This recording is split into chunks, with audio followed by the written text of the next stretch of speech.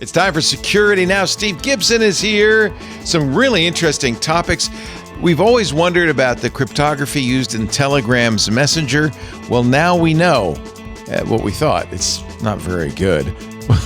We'll also talk about, did Ukraine really attack X.com? Why your Firefox might have said, hey, you got to update us. And then we'll take a look at testing your PC for one of the worst flaws ever, RowHammer, and how you can do it as a way of kind of giving back. Plus, we're going to get you some great listener feedback and some sci-fi recommendations as well from the great Steve Gibson. Next on Security Now. Podcasts you love. From people you trust. This is Twit. This is Security Now with Steve Gibson. Episode 1017, recorded Tuesday, March 18th, 2025. Is your system vulnerable to RowHammer? It's time for Security Now. Yes, the show you wait all week for. Our man of the hour, Steve Gibson, is here to fill us in on everything that's going on in the... What are you covering your mouth for? So I don't talk over you while you're doing your intro. You know, talk over me all you want. People are not here for me. They're here for you, Mr. G. So they're going to get a lot of that. We got I think, a really interesting episode. Some researchers, I forgot where they are. They're German? I don't know. We'll find out. It's a mystery right now, but there's three of them. I'm sure of that. And they well, at least we know that much. That, it's the Chaos Computer. It is Germany group. then. Yeah, Germany. Yeah. They decided that no one had really done a large population study of the prevalence of RowHammer. RowHammer hasn't gone away. It's still dogging us. The idea being that if you hammer on a given region of DRAM, you can upset the neighbors. Which is true if you just hammer on your house too. Well, Yes. Different kind of neighbor, but yes. Yeah. And so what we have now, it's over on GitHub. It's downloadable natively. You can install it on a USB thumb drive and run it, and get a report on your specific system's susceptibility to RowHammer attacks. And as part of this, you optionally upload anonymously your data to their cloud. You're able, if you don't like to do that, or if you want to look at what's being sent first, it writes it to the USB stick, and you're able to peruse it and go, oh yeah, there's nothing here that I care about, and off it goes. You get a brownie point from them. If you do that, it's a chance to win some lottery, but I think it's like 2 chicken sticks or something. I mean, it's nothing that you really care about. But they're trying to encourage this because they would like to get a much larger sample size. What they realized was that while, yes, you can demonstrate this bit flipping problem on random systems, we really don't know how big a problem it is. So anyway, everybody who's listening, and hopefully lots more who will find out about this, can run this test, submit their data, generate a much better sense for the prevalence of this. But that's not happening yet. First, we're going to talk about the long-needed and awaited, and it's just poetic, Leo, analysis of Telegram Messenger's crypto. Oh, only you would think it's poetic, but okay. It's a work of art. We're going to have to pause and just steep in this for a while. I thought we knew how they did it. I thought this was widely known. We always knew it was crap. Telegram. Telegram. Yes. They rolled their own, didn't they? They did. They're not using NSCL. It stinks. Oh boy. Yeah. But the best thing of this whole part is these are like a team of 5 crypto guys, several from ETH Zurich, and we got a guy from Amazon, but he said, I'm not affiliated with Amazon for this. I'm just a crypto guy. But they produced the most eloquent statement of why modern crypto is modern, and it may even you may get a little wet in the eyes, Leo. It's cheery. Really good. Also, we're going to look at the truth behind Twitter's recent outage trouble. There was I got a lot of feedback from our listeners about this expiring embedded Firefox root certificate. And the question is, who was surprised by that? Well, it turns out not so many people. Also, we got AI-generated GitHub repos, voice cloning, Patch Tuesday, and an Apple Zero Day. The FBI has warned of another novel attack vector that's seeing a lot of sudden action, and is one that had never occurred to me. So it's like, oh, let's talk about this. Google is weighed in on age verification and all of that mess. And in a vacuum of age verification, of all people, Kazakhstan has decided to come up with their own solution. It's not wonderful. Also... Isn't that where Borat's from? Yeah.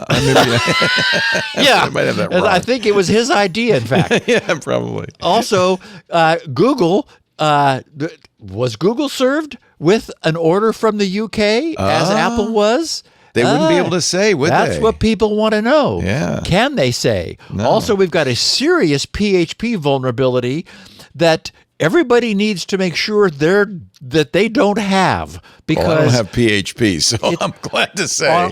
But lots of servers have PHP on their back end serving their pages. Yeah, I mean, I do.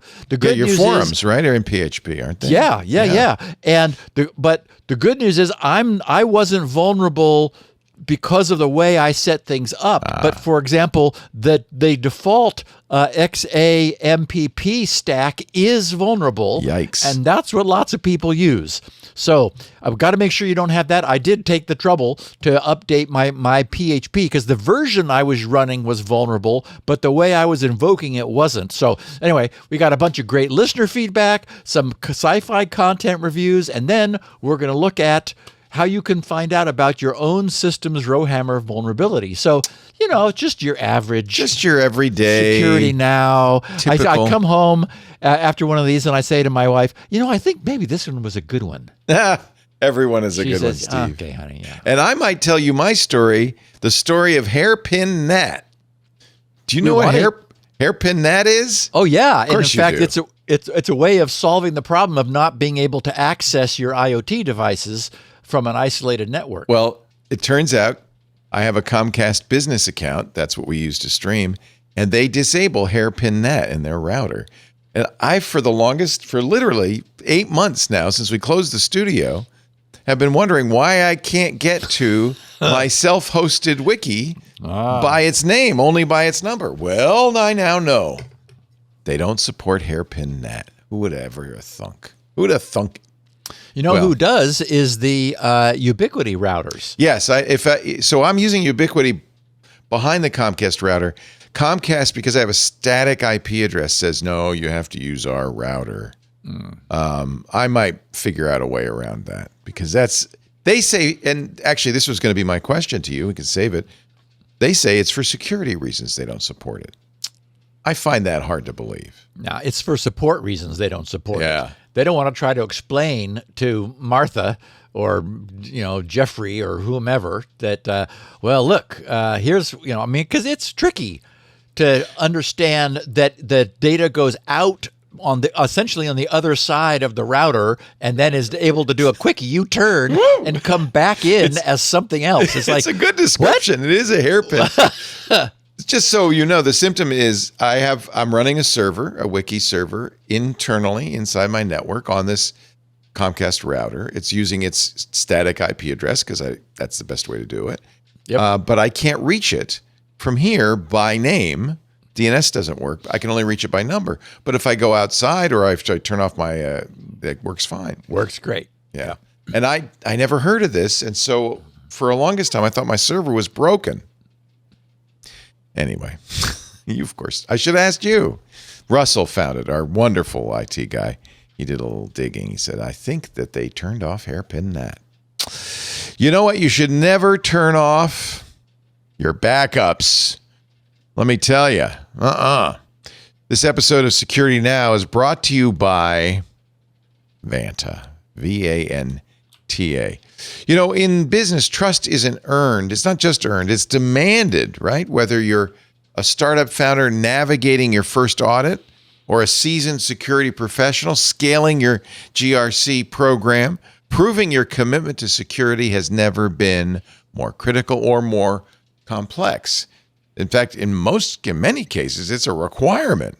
That's where Vanta comes in. Businesses use Vanta to establish trust by automating compliance needs. And they can do it across 35 different frameworks. SOC 2, of course, ISO 27001, all of them, really. Vanta will help you centralize security workflows.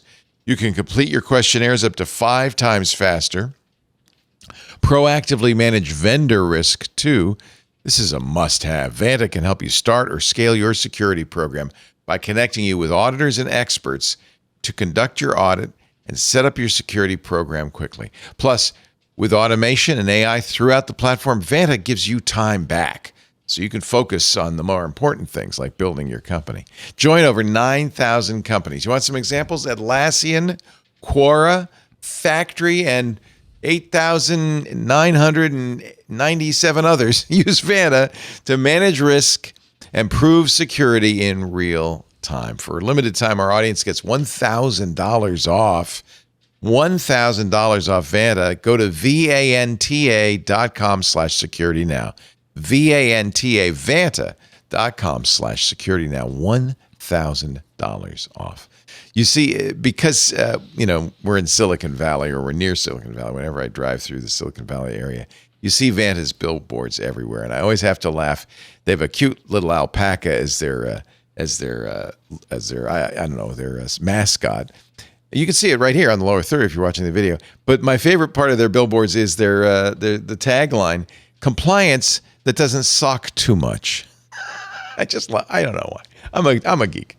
Thank you, Vanta, for supporting the show. You support us by going to vanta.com/security now for $1,000 off. Now, Steve, as always, I have sealed myself into a soundproof room before the show so that I cannot see the picture of the day. But are you ready? Shall I roll up? I need to tell you first Yes. that the caption that I gave this photo, this is one of those that will take a little minute or two to sort of absorb. Yeah. The caption is the nature of legacy technology. Uh-oh.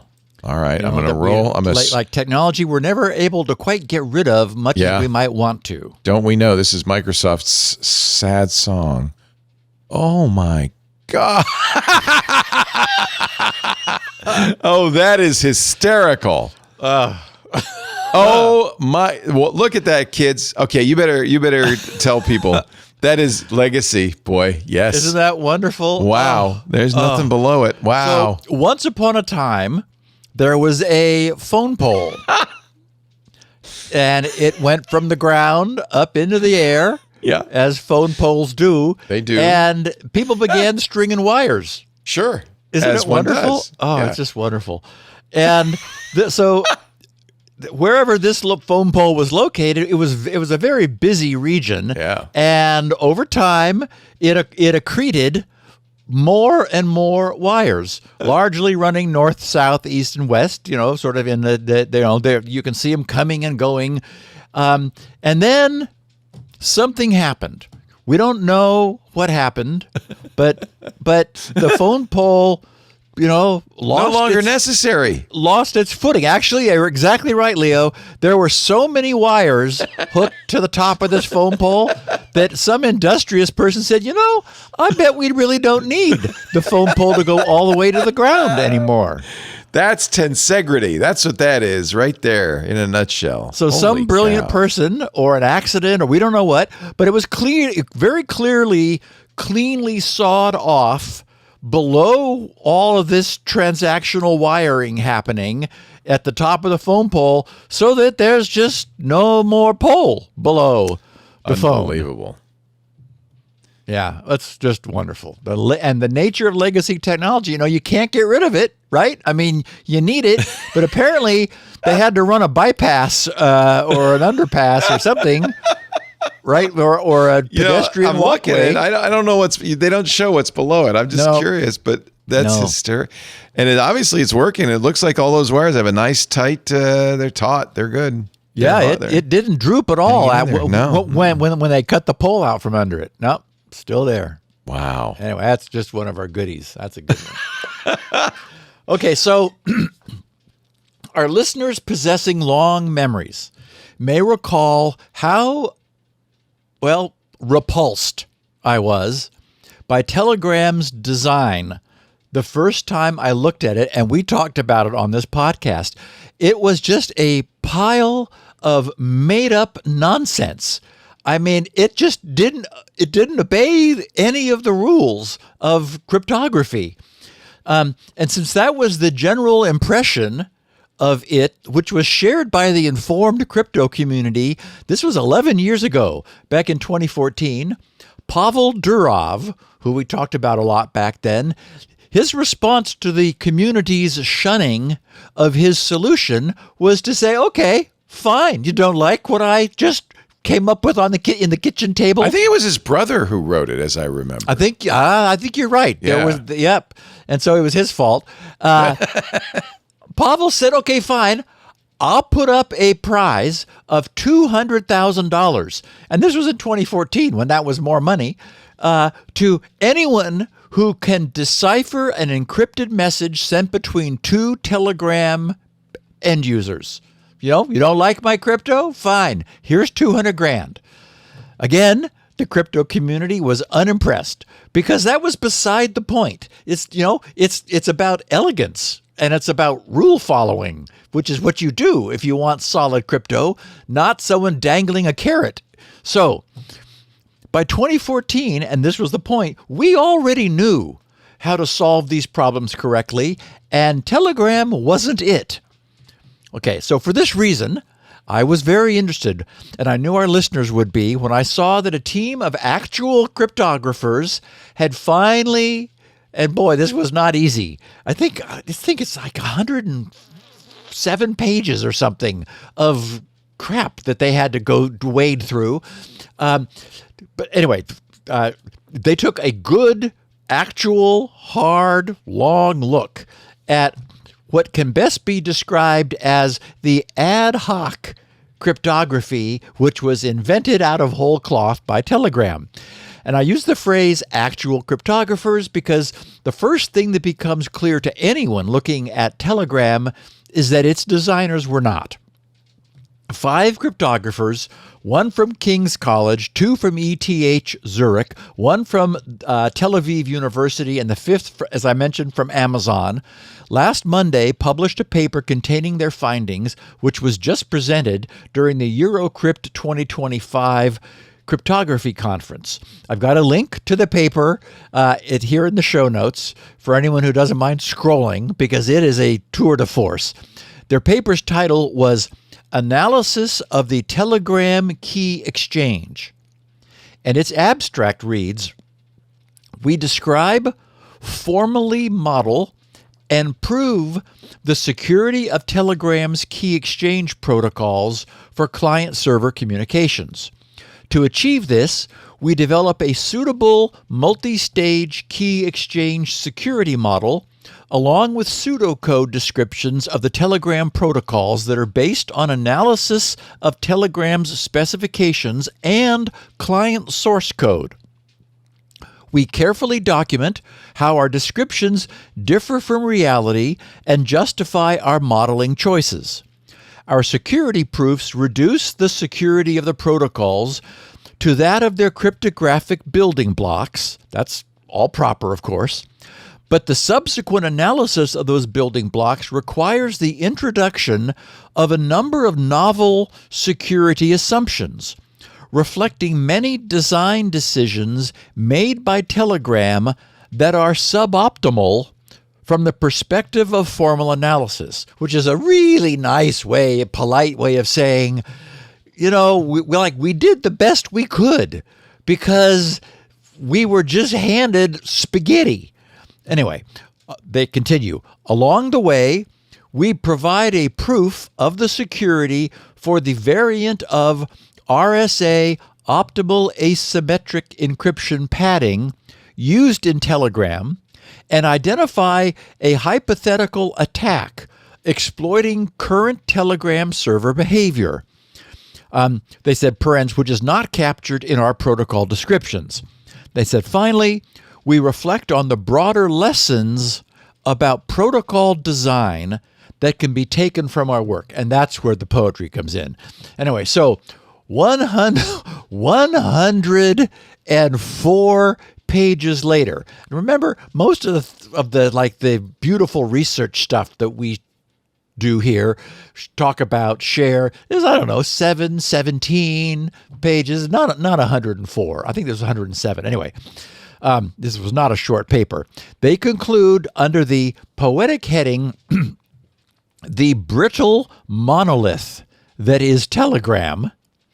But it's not just their heading that's poetic. Listen carefully here to how beautifully they describe the way cryptographic protocols should be designed versus what they found lurking in the heart of Telegram.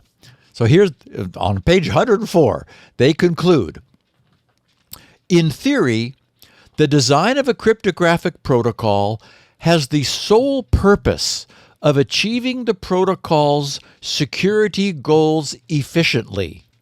In actuality, however, to achieve this goal, it must also achieve the goal of allowing at least a sufficiently motivated expert to convince themselves that the protocol achieves these goals. Oh, this is so pretty.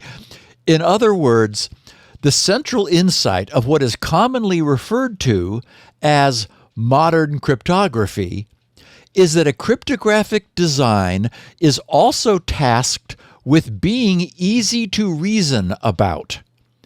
A fundamental paradigm of achieving this goal is modularity, where different components of the design can be reasoned about in isolation and then generically composed to establish overall security guarantees. Oh, that's just beautiful.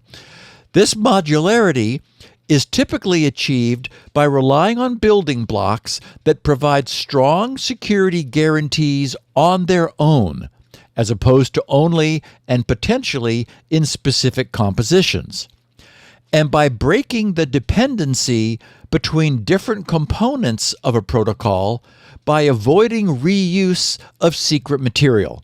Okay, I'll interrupt here just to say that obviously reading between the lines, what they found was that just a bunch of goo was just kind of like thrown in a big pile and scrambled around and connected to itself. And it's like, here you go. I mean, remember, that's what we saw back then. Anyway, they said Telegram's failure to achieve this design goal is the root cause for the limitations and complexity of our proofs and our seeming need to reach for unstudied assumptions on cryptographic building blocks than would otherwise be necessary. We will now discuss these issues and highlight several of the main Telegram design choices and their effect on our proofs of security. We begin with mere complications, then move on to limitations and seemingly necessary ad hoc assumptions. We finish by briefly recapping our hypothetical attack. We also discuss, this is after 104 pages of leading up to this, we also discuss design choices that led to these issues and note that the same design choice often led to several different difficulties for arguing for the security of Telegram, leading to necessary repetitions in what follows. In other words, they're trying to do the best they can when given a mess, and we're trying to agree that this thing was secure, but it wasn't easy. And several pages after that, under the heading Reliance on Unstudied Assumptions, they added, in Appendix C, we describe several unstudied ad hoc and new assumptions that we used in our proofs.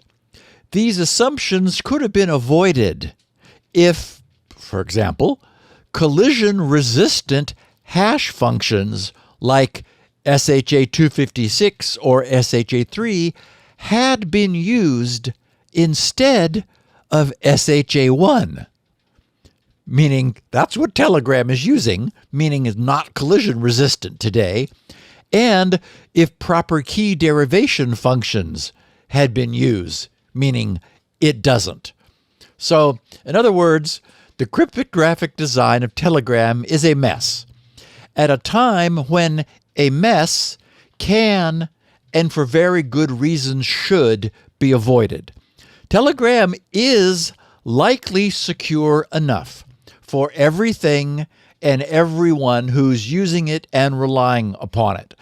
No one is saying it isn't, but its design actively fights against that actually ever being proven. So I suspect that Pavel's $200,000 reward, at least for the foreseeable future, is secure, as is Telegram. But there was no reason to just do it this way, because by the time they were designing crypto, it was already well established how to solve all these problems, and they just didn't. Pavel's brother, as you remind us, Leo, just said, we're gonna do our own thing because who will ever be able to prove it isn't? And he's right. No one can. Those of us who watched the early rise of Twitter will recall the frequently seen fail whale. Its appearance usually indicated that the service, which was struggling to grow fast enough to keep up with its exploding demand back in the early days, was temporarily unable to do so. That is, there was just too much desire for it.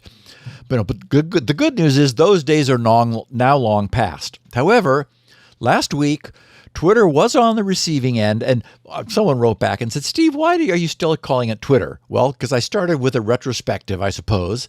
But the only problem I have with X is that it's so unspecific. People, for what it's worth, the tech press is still saying Twitter. And when you say X, you're almost compelled to say, that service that was formerly known as Twitter, as if you're talking about Prince. That's now a strange glyph. Anyway, Twitter was on the receiving end of a widespread high-bandwidth DDoS attack. And as we know, widely sourced, very high-bandwidth attacks are now what's required to take major sites and services down. In the case of last week's attacks, those who track such things, and there are a bunch of different groups who do, saw massive traffic originating from IP addresses in the United States, in Vietnam, and Brazil as the top three, among many other countries. So I was annoyed when Elon Musk later told Larry Kudlow during an interview on Fox Business Network that the attack came from Ukrainian IP addresses. What actually happened was that a group which offers DDoS attacks for hire, named Dark Storm Team, took credit for X's Monday outages. I don't have any problem when someone has a differing opinion, but Elon could have either said nothing or said he didn't know where the attack originated or why it was launched. It would have been even better and accurate to say that, like most modern attacks, they come from all over the globe. And I get it that he's very busy. And I would imagine he probably didn't have any actual information at all. And he shouldn't be expected to know everything. Like I said, he's busy. But singling out and naming Ukraine as the source of the attack, first of all, was not true, at least from a bandwidth standpoint, which is knowable. And, of course, doing so appears to serve a current political agenda. Yeah, but it was propaganda. He probably knowingly lied. I can't understand how he could not know that it's not true. I just think Right? he's busy. I mean, Well, he's busy. Larry said, "Hey, Twitter was down. What about that?" And he should have said, "I haven't been brought up to speed yet. I don't know." Anyway, for what it's worth, we do know that it wasn't IP addresses in Ukraine. So I just wanted to clear that up. In fact, there really weren't many coming out of Ukraine. Ukraine they was don't have not much its internet. source.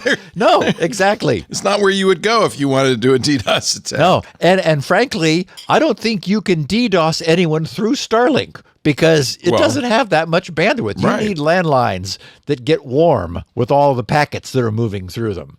So, interestingly, last Friday, a critical Firefox root certificate expired.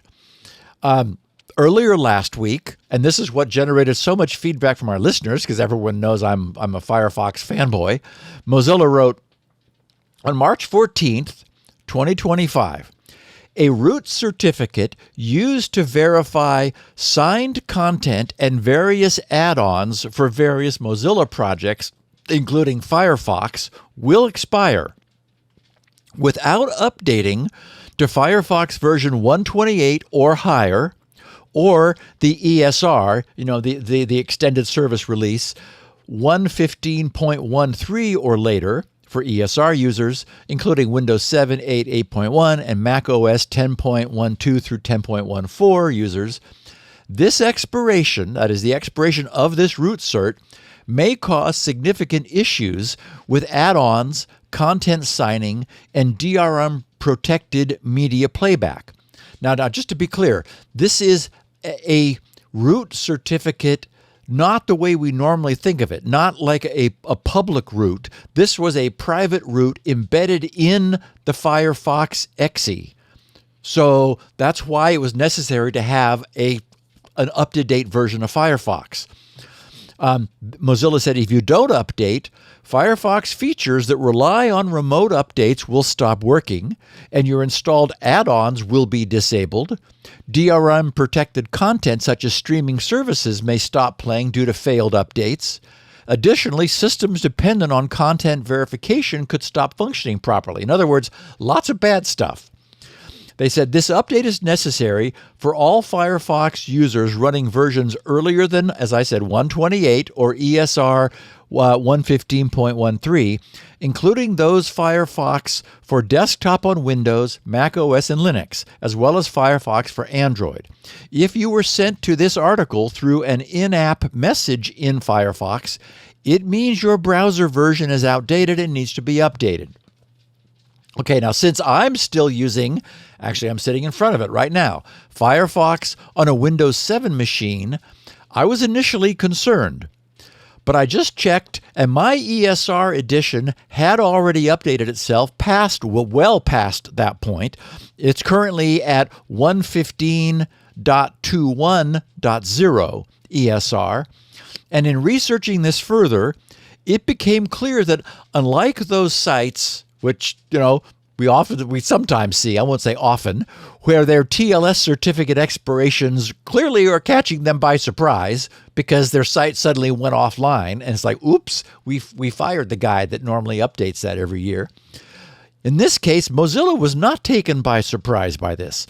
The mainstream version 128 edition, which was recent enough, and that ESR release, which Mozilla said would be needed, that 115.13, were both first made available on July 9th of last year, 2024. So like 9 months ago. Anyone who hasn't updated their Firefox even once since then would have no one to blame other than themselves if something were to go wonky with their client. This was, what this meant was that Mozilla was just reminding everyone, for the sake of doing so, a few days before that certificate's expiration, which was formally retired 9 months ago, that if for any reason somebody might still be running a Firefox, from last summer, then various important things might stop working. So, this could happen to me, though, because Firefox is not my primary browser anymore, but I have it on my machine. If you never launch it, it never gets updated, right? So it's not inconceivable that you could, have it sit there for a year. I think Actually, I think it updates at launch. That's the thing. It would update as soon as I launched it, right? Right. Or does it say, "Hey, restart to update"? Because I see that on Chrome. We don't get that with Firefox unless Okay. you go to the About box, but normally it says, you're updated. I think that where someone would get caught out would be if they had some version of Firefox, or some running instance that was never restarted. Like Right. someone actually sent me a picture of a Firefox error message on like Wendy's fast food drive-through kiosk, and it was like Firefox was unhappy about something. But so there might be an instance where it would just been running for months on end and never restarted. A kiosk would be exactly that, Right. Right? Yeah. Yeah. And also would be exactly this, Leo. Oh, I know you know. You want to do a little? I don't know. You want to meet one of our sponsors? I One of think our so. fine sponsors? We're more than a half hour in, so that's the time to do it. You know these guys pretty well. I'm talking Uh-oh. about Who? Bitwarden. Oh yeah, I do. Bitwarden, of course, is our favorite password manager, the trusted leader in not just passwords, but secrets and passkeys as well. In fact, I just saw that, I think it was Wired Magazine picked it as its favorite password manager. And one of the reasons they liked it is the exact reason I like it. It's open source. You can't verify Telegram's crypto except kind of like by poking at it. Because it's not open source. But that's why you want, anytime you're using crypto, you want to look at the source code, right? Because then you can verify it does what it says it does, and no more and no less. Bitwarden has more than 10 million users now. I'm so happy to say that. I think we might have contributed a little bit to that across 180 countries. But I think what a lot of people forget is Bitwarden's great for business, too. Over 50,000 business customers worldwide. In fact, Bitwarden has entered the year as the essential security solution for organizations of all sizes. Consistently ranked number one in user satisfaction, that's by G2, recognized as a leader in Software Review's data quadrant, Bitwarden continues to protect businesses worldwide. Tax season is here. This is a kind of a nightmare time for security professionals. For years, my tax preparer would email me my return, or they would say, "Okay, send us your documents and stuff." And I'd say, "Encrypted, right?" And they'd say, "Well, no, just email them. That's fine. Nobody else." Well, tell your financial preparer, your accountant, or your tax preparer about Bitwarden Send. In fact, if you're a Bitwarden customer, you can use it right now. Securely send those financial documents to your tax preparer with Bitwarden Send. It does end-to-end encryption, so your tax forms remain protected. And here's the thing. The recipient doesn't need an account to access them. So you don't even have to set your preparer up ahead of time. Don't use risky email attachments. Share anything confidential, like tax documents, with password protection, expiration dates. There's even view limits, giving you full control over who can see the sensitive information. Now's the time. This is the month to use Bitwarden. By the way, Bitwarden commissioned some research from 451 Research that, that, among other things, showed that despite the rise of multi-factor authentication, this was a shocker to me, 65% of enterprises don't use it. They rely solely on passwords, which really reinforces the need for, at the very least, strong password management and security and compliance strategies. In fact, the survey also showed with password management, even though it was cited as the number one IAM challenge for 35% of the organizations, only 21% implemented passwordless authentication, passkeys or single sign-on, which means those enterprises are facing ongoing credential security risks. If you're not using a password manager, your employees are writing the password on a Post-it note and put it on the monitor. I mean, it's not good. Bitwarden is the way to go. It offers enterprises essential tools to strengthen their security posture with end-to-end encryption, You get MFA enforcement, secure password sharing, which addresses both current password dependencies and future authentication needs. That's one of the things I like about open source. Bitwarden is up to date because its users contribute. They will do a pull request and they will add features to Bitwarden, and Bitwarden vets them, looks at the source code, incorporates them in. So Bitwarden is nimble. They are fast at implementing anything that you need for security. But despite all of this, what sets Bitwarden apart is its simplicity. Bitwarden's setup only takes a few minutes. They import from most password management solutions. So if you're moving over, it's an easy thing to do. And as I said, it's open source. That means their source code, it's on GitHub. It can be inspected by anyone, is regularly audited by third-party experts. That's the only real ironclad guarantee that you're getting something that is totally reliable, totally secure, done right. Your business deserves an effective solution for enhanced online security. See for yourself. Go to bitwarden.com/twit. You get a free trial of the Teams or Enterprise plan. And of course, as always, Bitwarden is free, unlimited passwords, pass keys, hardware keys for individual users, free forever for individual users. Bitwarden.com/twit. Bitwarden.com/twit. And we thank them so much for their support of security now. Bitwarden.com/twit. I have to show you, Steve. Somebody in our club Twit just showed us. He's watching Security Now in the barber shop. Put away the Playboys, guys. We've got Steve Gibson. Isn't that awesome? Wow, that's some crazy. Isn't that awesome? Shop. That is. This is a Club Twit member who I think is the barber. His name is Sirio Barber. Okay, well, that would explain it then. So I think it's his shop. Anyway, thank you, Sirio Because really, Barber. for most people getting their hair cut, if you can fall asleep during that, that's good. It's just, I get sleepy anyway getting a haircut. No, this will keep you awake, Steve. Keep you awake. Yeah. All right, on we go. So we knew it was going to happen, and it's also probably a little surprised that it happened not long after AI became the big buzzword. An unknown threat actor has deployed a large number of malicious GitHub repositories which infect users with malware. That's not such news. Trend Micro says descriptions for the repositories have been generated using AI tools. So we're beginning to accelerate the rate at which bogus GitHub malware is repos are created and descriptions are created, hoping to catch unwitting people looking for solutions.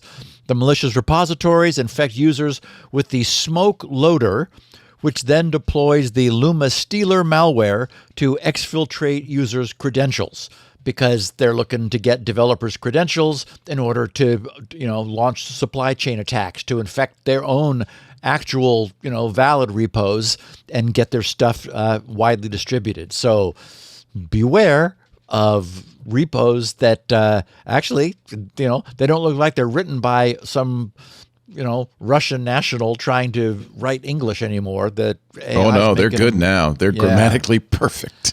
Oh boy, and they sound that way too. A Consumer Report study found that Speechify, Lovo, PlayHT, and Descript made no efforts to ensure that users had consent to reproduce another person's voice. So those are 4 out of the top 6 voice cloning apps. Don't have any problem if you reproduce someone's voice without their permission. They are, as I said, they are the top 4 out of those 4 out of the top 6. Have no protections against abuse. They allow threat actors to easily clone anyone's voice. Given a sample. Consumer Reports study also found that voice cloning scams are seeing a wider adoption across the fraud landscape. Where it sounds like your grandma is calling and asking for some money. It's so funny because my mom's stock brokerage, I won't say the name, keeps pushing me to use voice identification. It is so yesterday. I mean, it is just a bad idea. Yeah. Wow. Like, I mean, first of all, it was never good, right? Right. I mean, that's that was my never, thought. It's convenient, I guess, but yeah, no.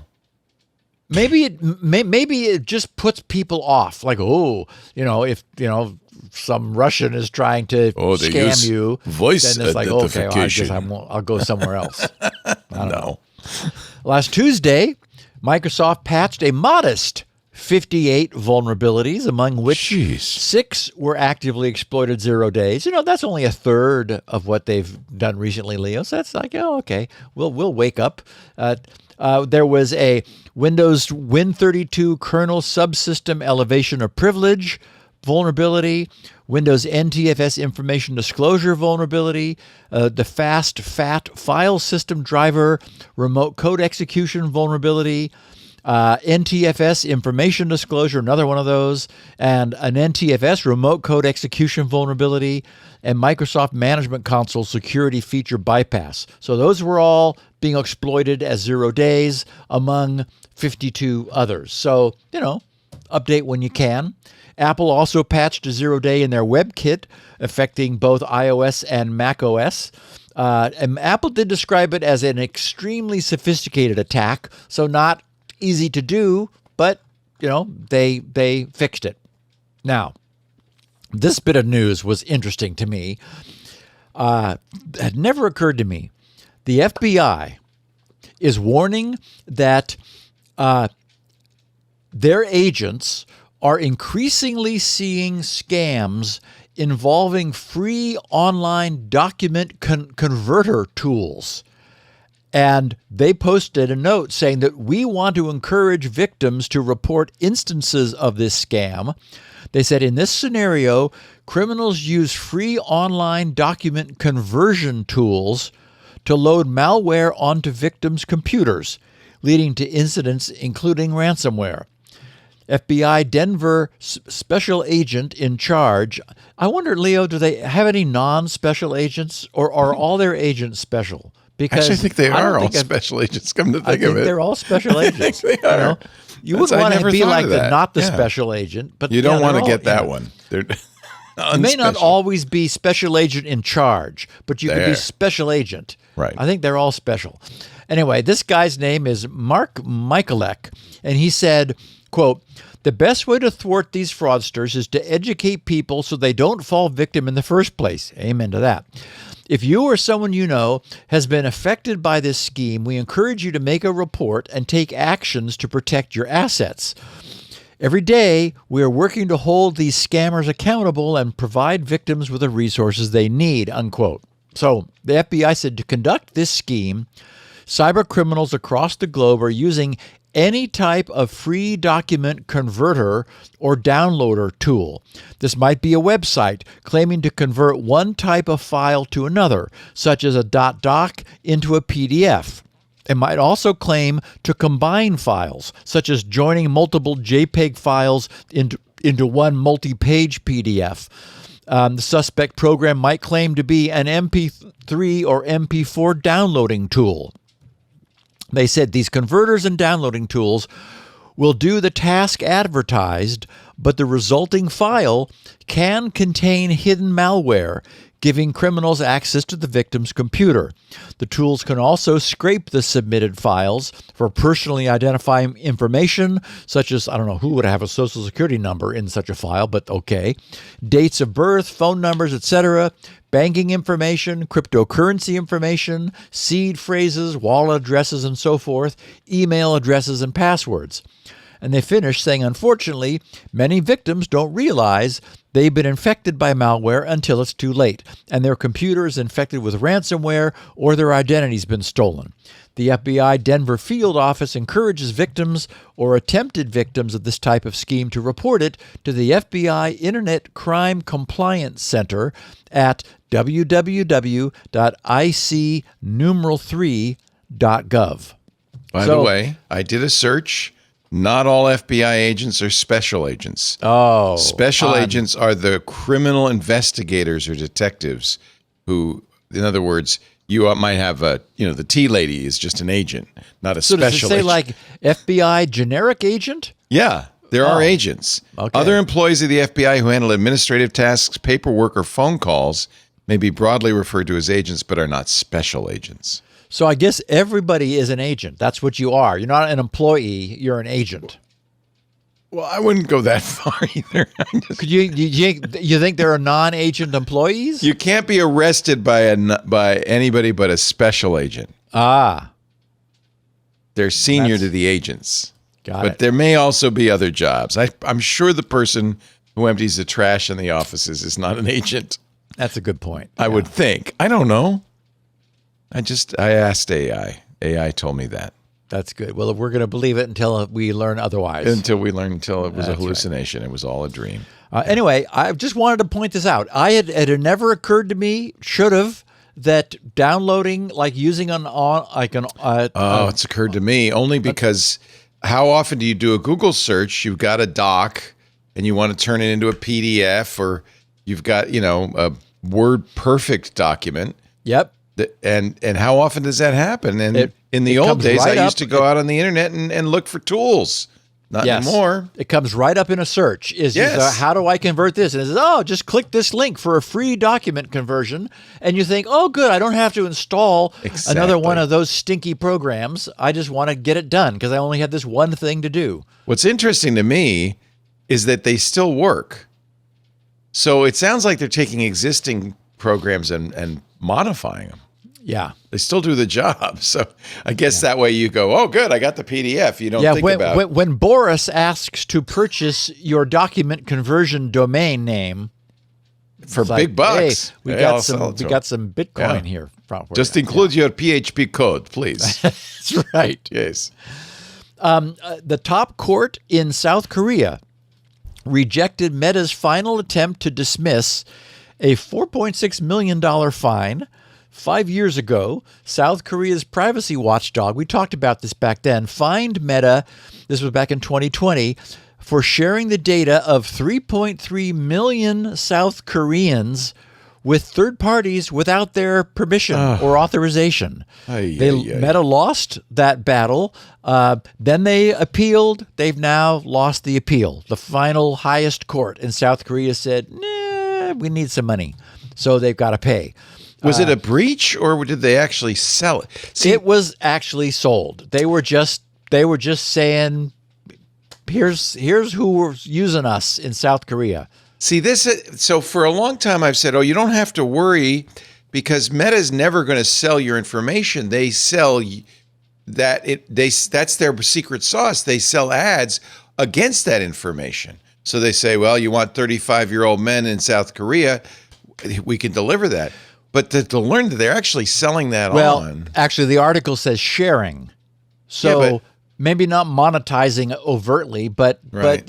like with their advertising partners, right? They want their advertisers to know as much about you as they can because we know that makes it a more valuable ad. Yeah, but they don't. So for them to say, here's Steve Gibson's personal information is different than saying, I will sell you an ad that will reach Steve Gibson and people like him.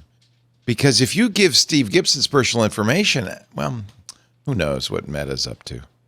I swear. Anyway, what apparently the I'll have to search, adjust what I've been telling people is what I'm thinking. the search into this said that Meta, without permission, 5 years ago, Was selling it. sharing the They're data sharing of it. 3.3 million South Koreans, Wow. enough so that they have just lost all of their appeals and are going to have to pay a $4.6 million fine, which of course is a drop in the bucket for Sure. Meta. I mean, they're not that they have that in the petty cash drawer for the delivery guy when he comes up and but says, at least we here's now those know they pizzas do you that. need. That's the key to that. Yeah, exactly. Wow. Okay, so Google has weighed in on their side of the age verification requirements. Google is, and speaking of Meta, Google is reportedly to be extremely upset over Meta's sponsorship, is the way Google phrased it, and their push for that Utah age verification bill that we talked about last week, which moved through Utah's legislature. As we know, It transfers the Utah law transfers the responsibility of the task of checking, for example, a suspected child account from the application to the application provider, the store, essentially, offloading the responsibility from individual apps, which is, of course, why Meta thinks that's a good idea. Last week, we looked at what Apple was doing, and last Wednesday, Google posted their position about this under the title, Google's Legislative Proposal for Keeping Kids Safe Online. So they're calling it a legislative proposal, meaning we're offering this to the legislators as, what we suggest people do. And in an indication of Google's annoyance with Meta, the tagline under that read, legislation pushed by Meta would share kids' information with millions of developers without parental consent or rules on how it's used. We have a better way. So here's what Google said. They wrote, everyone wants to protect kids and teens online and make sure they engage with age-appropriate content, but how it's done matters. There are a variety of fast-moving legislative proposals being pushed by Meta and other companies in an effort to offload their own responsibilities to keep kids safe to app stores. These proposals introduce new risks to the privacy of minors without actually addressing the harms that are inspiring lawmakers to act. Google is proposing a more comprehensive legislative framework that shares responsibility between app stores and developers and protects children's privacy and the decision rights of parents. One example of concerning legislation is Utah's App Store Accountability Act. The bill requires app stores to share if a user is a kid or teenager with all app developers. They said, parens, effectively millions of individual companies, close parens, without parental consent or rules on how the information is used. That raises real privacy and safety risks, like the potential for bad actors to sell the data or use it for other nefarious purposes. This level of data sharing is not necessary. A weather app doesn't need to know if a user is a kid. I'm still annoyed by the use of the term kid, but okay. By contrast, a social media app does need to make significant decisions about age-appropriate content and features. As written, however, the bill helps social media companies avoid that responsibility, despite the fact that apps are just one of many ways that kids can access these platforms. And by requiring app stores to obtain parental consent for every single app download, it dictates how parents supervise their kids and potentially cuts teens off from digital services like educational or navigation apps. Okay, I don't quite get that, but okay. By contrast, we are focused on solutions, we, Google, that require appropriate user consent and minimize data exposure. Our legislative framework, which we'll share with lawmakers as we continue to engage on this issue, has app stores securely provide industry standard age assurances only to developers who actually need them, and ensures that information is used responsibly. Here are more details, and we have a few bullet points. First, under privacy-preserving age signal shared only with consent, they write some legislation, including the Utah bill, require app stores to send age information to all developers without permission from the user or their parents. In our proposal, only developers who create apps that may be risky for minors would request industry standard age signals from app stores, and the information is only then shared with permission from a user or their parent. By just sharing with developers who need the information to deliver age-appropriate experiences and only sharing the minimum amount of data needed to provide an age signal, it reduces the risk of sensitive information being shared broadly. 100% agree. Appropriate safety measures within apps, they wrote, under our proposal, an age signal helps a developer understand whether a user is an agent or a minor. The developer is then responsible themselves for applying the appropriate safety and privacy protections. For example, an app developer might filter out certain types of content, introduce take a break reminders, or offer different privacy settings when they know a user might be a minor. Because developers know their apps best, they're best positioned to determine when and where an age gate might be beneficial to their users, and that may evolve over time, which is another reason why a one-size-fits-all approach won't adequately protect kids. Under responsible use of age signals, they wrote, some legislative proposals create new child safety risks because they establish no guardrails against developers misusing an age signal. Our proposal helps to ensure that age signals are used responsibly, with clear consequences for developers who violate users' trust. For example, it protects against a developer improperly accessing or sharing the age signal. Under no ads personalization to minors, alongside with any age assurance proposal, we support banning personalized advertisements targeting users under age 18 as an industry standard. At Google, this is a practice we've long disallowed. It's time for other companies to follow suit. And finally, under centralized parental controls, they write, recognizing that parents sometimes feel overwhelmed by parental controls across different apps, our proposal would provide for a centralized dashboard for parents to manage their children's online activities across different apps in one place, and for developers to easily integrate with, period.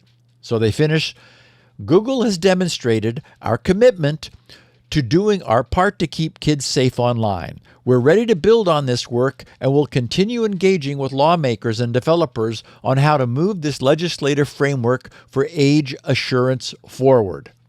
So, yes, if that sounds like a lot of what Apple was saying last week, that's it. Yes. I mean, with Apple and Google being the two gorillas in the market, they appear to be converging onto the same solution.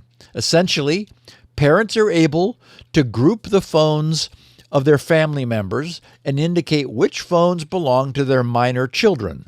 Once this is done, children wishing to download applications with mature ratings will require parental consent. Developers of restricted apps have no need to know anything about those who are downloading and installing their apps. The fact that they're able to do so means that they have permission either by using an adult's phone or because a parent or guardian gave a child permission.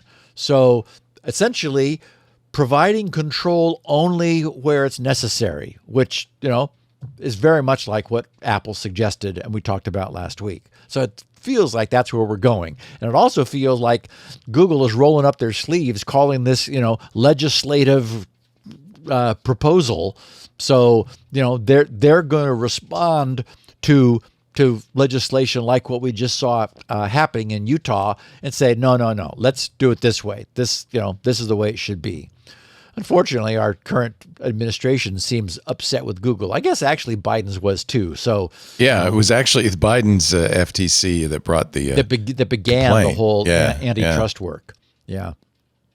I got a kick out of this because I mentioned at the top of the show, Kazakhstan has a different approach. The Kazakhstan government has, get this, introduced SIM cards specifically designed for use of and by children.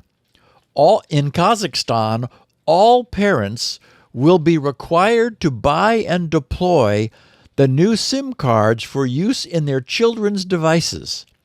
The cards come with built-in filters to restrict access to dangerous websites and social media. The cards also report a child's location to parents through a special app. So overall, it feels as though things are rapidly becoming a mess with random and uncoordinated legislation being created left and right.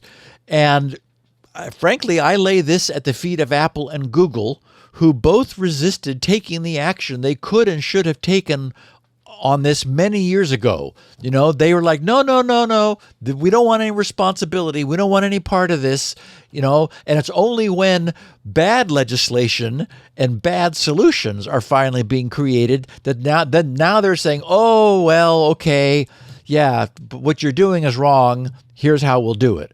So, I guess, better late than never. Also, one last little bit. The Spanish government passed a bill last week to impose very stiff fines on companies that produce and dispense unlabeled AI-generated content. And when I say stiff fines, we're talking up to 35 million euros. Ooh. Wow. That'll get your attention. Or 7% of a company's global annual revenue, whichever is greater. Whoa. The law intends to curb the spread of deep fakes and non-consensual adult content, such as producing, fake celebrity videos. Spain is the first country in the EU bloc to incorporate provisions from the EU AI Act into its national legislation. So they're saying, we're going to fine you if you do not clearly label content as AI generated. I think that's reasonable. The fine's not, but I think we need it. Yeah. The fine will take your breath away. Yeah.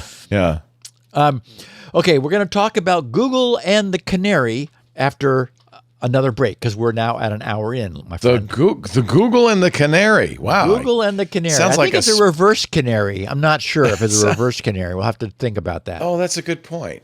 No, it's a canary. It's a canary? Okay. Well, we could talk about what the difference is. Yeah. Yeah. Well, we'll talk about it. Save, put a pin in it, as they say. A canary is published. I'm thinking that a reverse canary is the absence of something that is the canary, right? Right. So if you say in your legal disclaimers, and we have never received a warrant from the United States government, and then it disappears, that's a reverse canary, right? Because without saying anything, you have said something. So Apple did a canary. I'm glad we get these things cleared up. You see, you don't just learn about security here. You learn about the use of the English language. But this podcast is for the birds. Literally. I do have a sponsor here you might want to know about. I love these guys. It's a company called ThreatLocker. Oh, man. I spent an hour or two talking to them about what they do. I was not only impressed by what they do, but how affordable it is.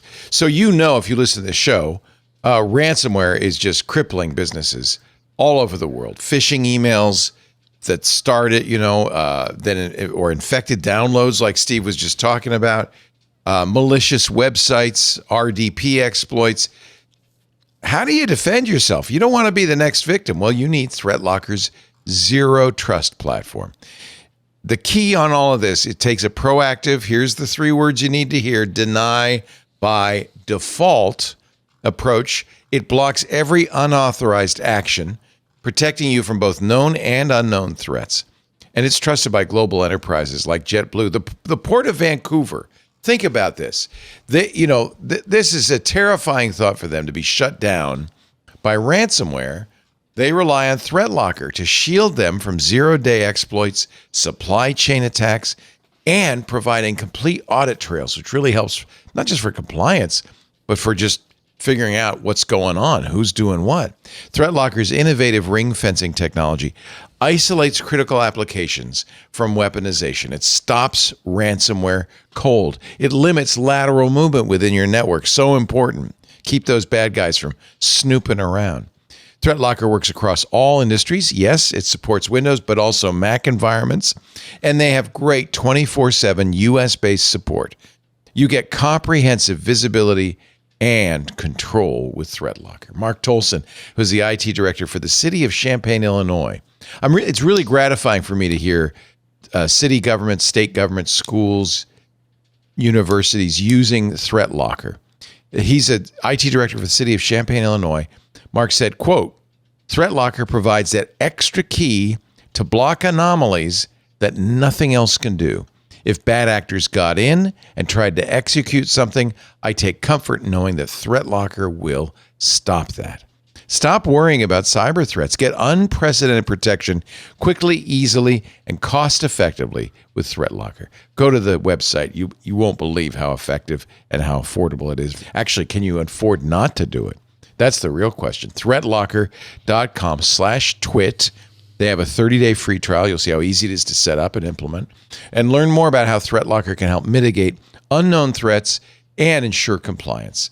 Perfect solution. ThreatLocker.com/twit. We thank him so much for supporting Steve's good works here at Security Now. ThreatLocker.com/twit. That's how you let them know when you go to that site.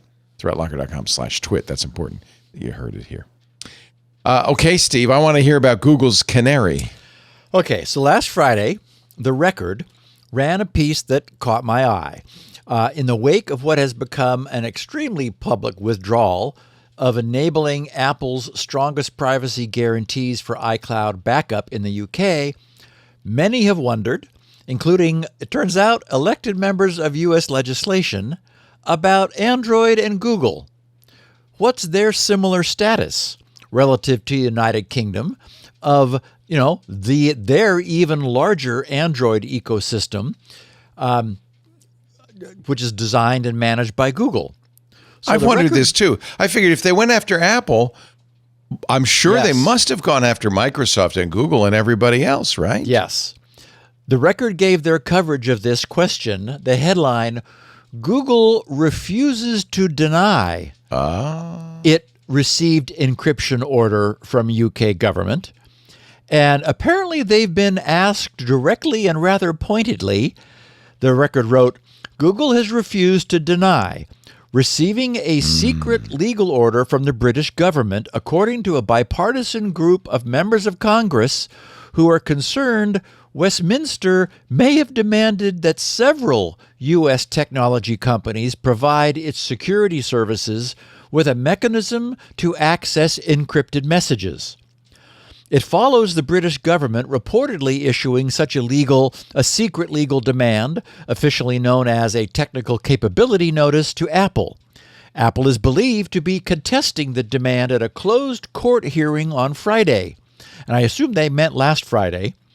In a letter published... This most recent Friday, the 13th, or 14th, In a letter published last Thursday, the members of Congress, U.S. Congress, complained about the secrecy of this court hearing, arguing, quote, it impedes Congress's power to conduct oversight, including by barring U.S. companies from disclosing foreign orders that threaten Americans' privacy and cybersecurity, unquote. Despite widespread reporting of this TCN issued to Apple, the company Apple is prohibited from confirming whether it had received such an order under the UK's Investigatory Powers Act. In their letter, the members of Congress wrote that Apple had informed them, quote, that had it received a technical capabilities notice, it would be barred by UK law from telling Congress whether or not it received such a notice. Companies who have not received such a notice are obviously free to say so. The group wrote, Google also recently told Senator Ron Wyden's office that if it had received a technical capabilities notice, it would be prohibited from disclosing that fact. Experts, including from Britain's own intelligence community, have said that the government's attempts to access encrypted messaging platforms should be more transparent. Academics described the Home Office's ongoing refusal to either confirm or deny the legal demand as unsustainable and unjustifiable. Okay, so what does this mean? I'm here to formally let everyone know who is listening to this podcast know that I am not in receipt of any such or similar demand from the UK government. And Leo, I am not either. Scout's honor. Yes, I would imagine you are equally free, and now you have said the same thing. So not that conclusive. The UK government has any interest in either of us or anything that we may have encrypted. But we wouldn't be able to say anything had we received that, including denying it, I presume. Right. I could not apparently confirm or deny. Actually, I bet you could deny it. But if you said I cannot confirm or deny, that's the reverse canary, isn't it? You could say, yes. You could be lying. So doesn't Google's refusal to simply say, as I just have and as you just have, that they are not in receipt of an order which compels them to not disclose such an order, automatically mean that they are in receipt of a similar order from the UK? A reasonable induction. I agree. Yes. And also, wouldn't that make sense? Wouldn't we also expect Google to be just as much a subject of this as Apple? Right. And if Google were not, think about that. If the UK only required Apple to comply, wouldn't that constitute unfair meddling in the direct commercial interests of these two commercial platforms, forcing Apple to be able to decrypt, publicly be able to decrypt the confidential and private information of their users while not requiring exactly the same from others would put Apple at a significant commercial disadvantage relative to its competitors. So that's not copacetic. It seems clear that whereas news of Apple's receipt of this leaked out, the same may have happened within Google, that is the same receipt of this, but it hasn't leaked, and of course some have suggested that Apple's leakage may have originated from within Apple itself as a means of opening this issue to the disinfecting light of day. So, interesting. I think we have to assume that Google is also in receipt of this, and they're just, they're not. They're like Sergeant Schultz. They don't know anything. They're not going to say anything. And I guess many of our listeners, our younger listeners, don't know what I'm talking about. But look up Hogan's Heroes, and you'll find out. And this brings us to another piece of related reporting from the Record, which they posted last Thursday, which was the day before this. They said their headline was, "Calls Grow for UK to Move Secret Apple Encryption Court Hearing to Public Session." The Record wrote, "Politicians and civil society groups in the United Kingdom are calling for a secret court hearing expected on Friday about the British government's encryption demands on Apple to be held in public. It follows warnings from experts, including from Britain's own intelligence community, that the government's attempts to access encrypted messaging platforms should be more transparent. Academics described the Home Office's ongoing refusal to either confirm or deny the legal demand as unsustainable and unjustifiable. The schedule for the why can I not say that? Investigatory Powers Tribunal, the only court in the country that can hear certain national security cases, includes a hearing set to take place behind closed doors on Friday, presumably last Friday, featuring the tribunal's president, Lord Justice Singh, alongside the senior High Court Judge Justice Johnson. It follows Apple disabling the option for its British users to protect their iCloud accounts with end-to-end encryption last month, in the wake of a reported legal order from the British government requiring Apple provide it with access to encrypted iCloud accounts. The hearing is purportedly the company's attempt to contest this order, although it is unknown on what legal grounds that attempt is being made. So, Britain has this law. They're saying, commercial entities that we serve a secret order to must comply. So how does Apple say no? Maybe it's this competitive disadvantage thing I talked about. I don't know. Anyway, the British government continues to say it neither confirms nor denies the existence of such legal demands. Apple has not confirmed the reason the encryption feature was turned off and would be prohibited from doing so. Yeah, they can't say anything. That's just nuts. This whole thing is nuts. This whole, we're giving you secret orders that you can't ever talk about, but it requires that your behavior be modified. But you remember, we've talked about it. We do the same thing. The Patriot Act they send out national security letters, and you cannot say that we have received a national security letter and revealed all your information to the government. You can't tell anybody that. I guess the issue here is that Apple cannot comply, and so if they're forced to comply, they're forced to change the roll back their technology. Right. And so that's a big deal. And by the way, our own intelligence services, Tulsi Gabbard, the DNI, has said, we have a treaty with England that says we won't spy on their people if they don't spy on our people. And this Investigatory Powers Act specifically said, no encryption. We want to be able to read everything globally, not just for UK citizens. We want to read Steve Gibson's stuff. And that's, according to Tulsi Gabbard, a violation of our own treaties with Great Britain. Right. So that may be where the argument goes in this. We'll never know because it's a secret court as well.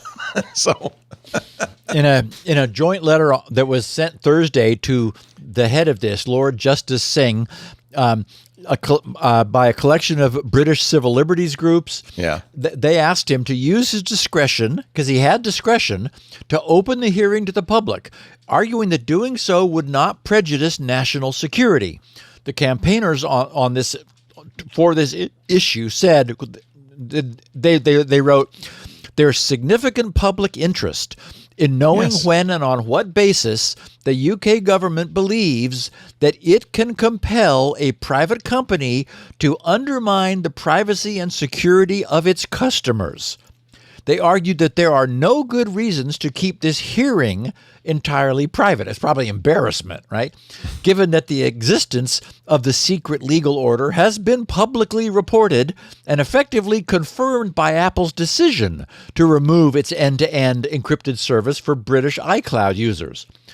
Politicians from opposition parties, including the Conservative Party, Liberal Democrats, and Reform, have also called. Everybody wants more transparency from the Home Office.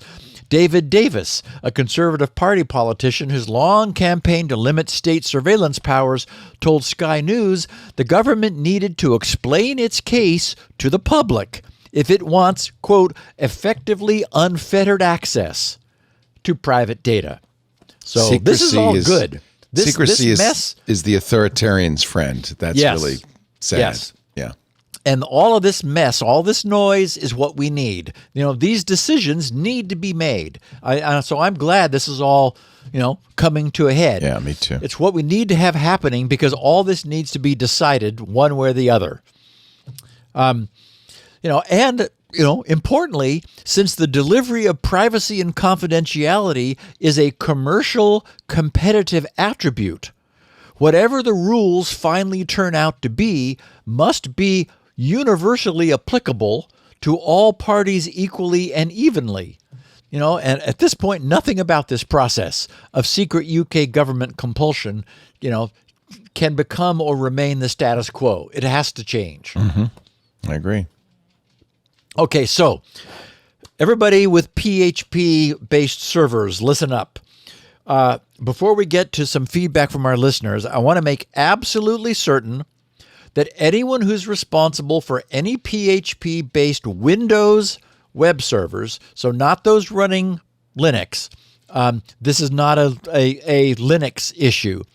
I'm running Windows-based PHP servers at GRC, our web forums, our email system, the grc.sc, shortcut link redirector, all that's over on its own server.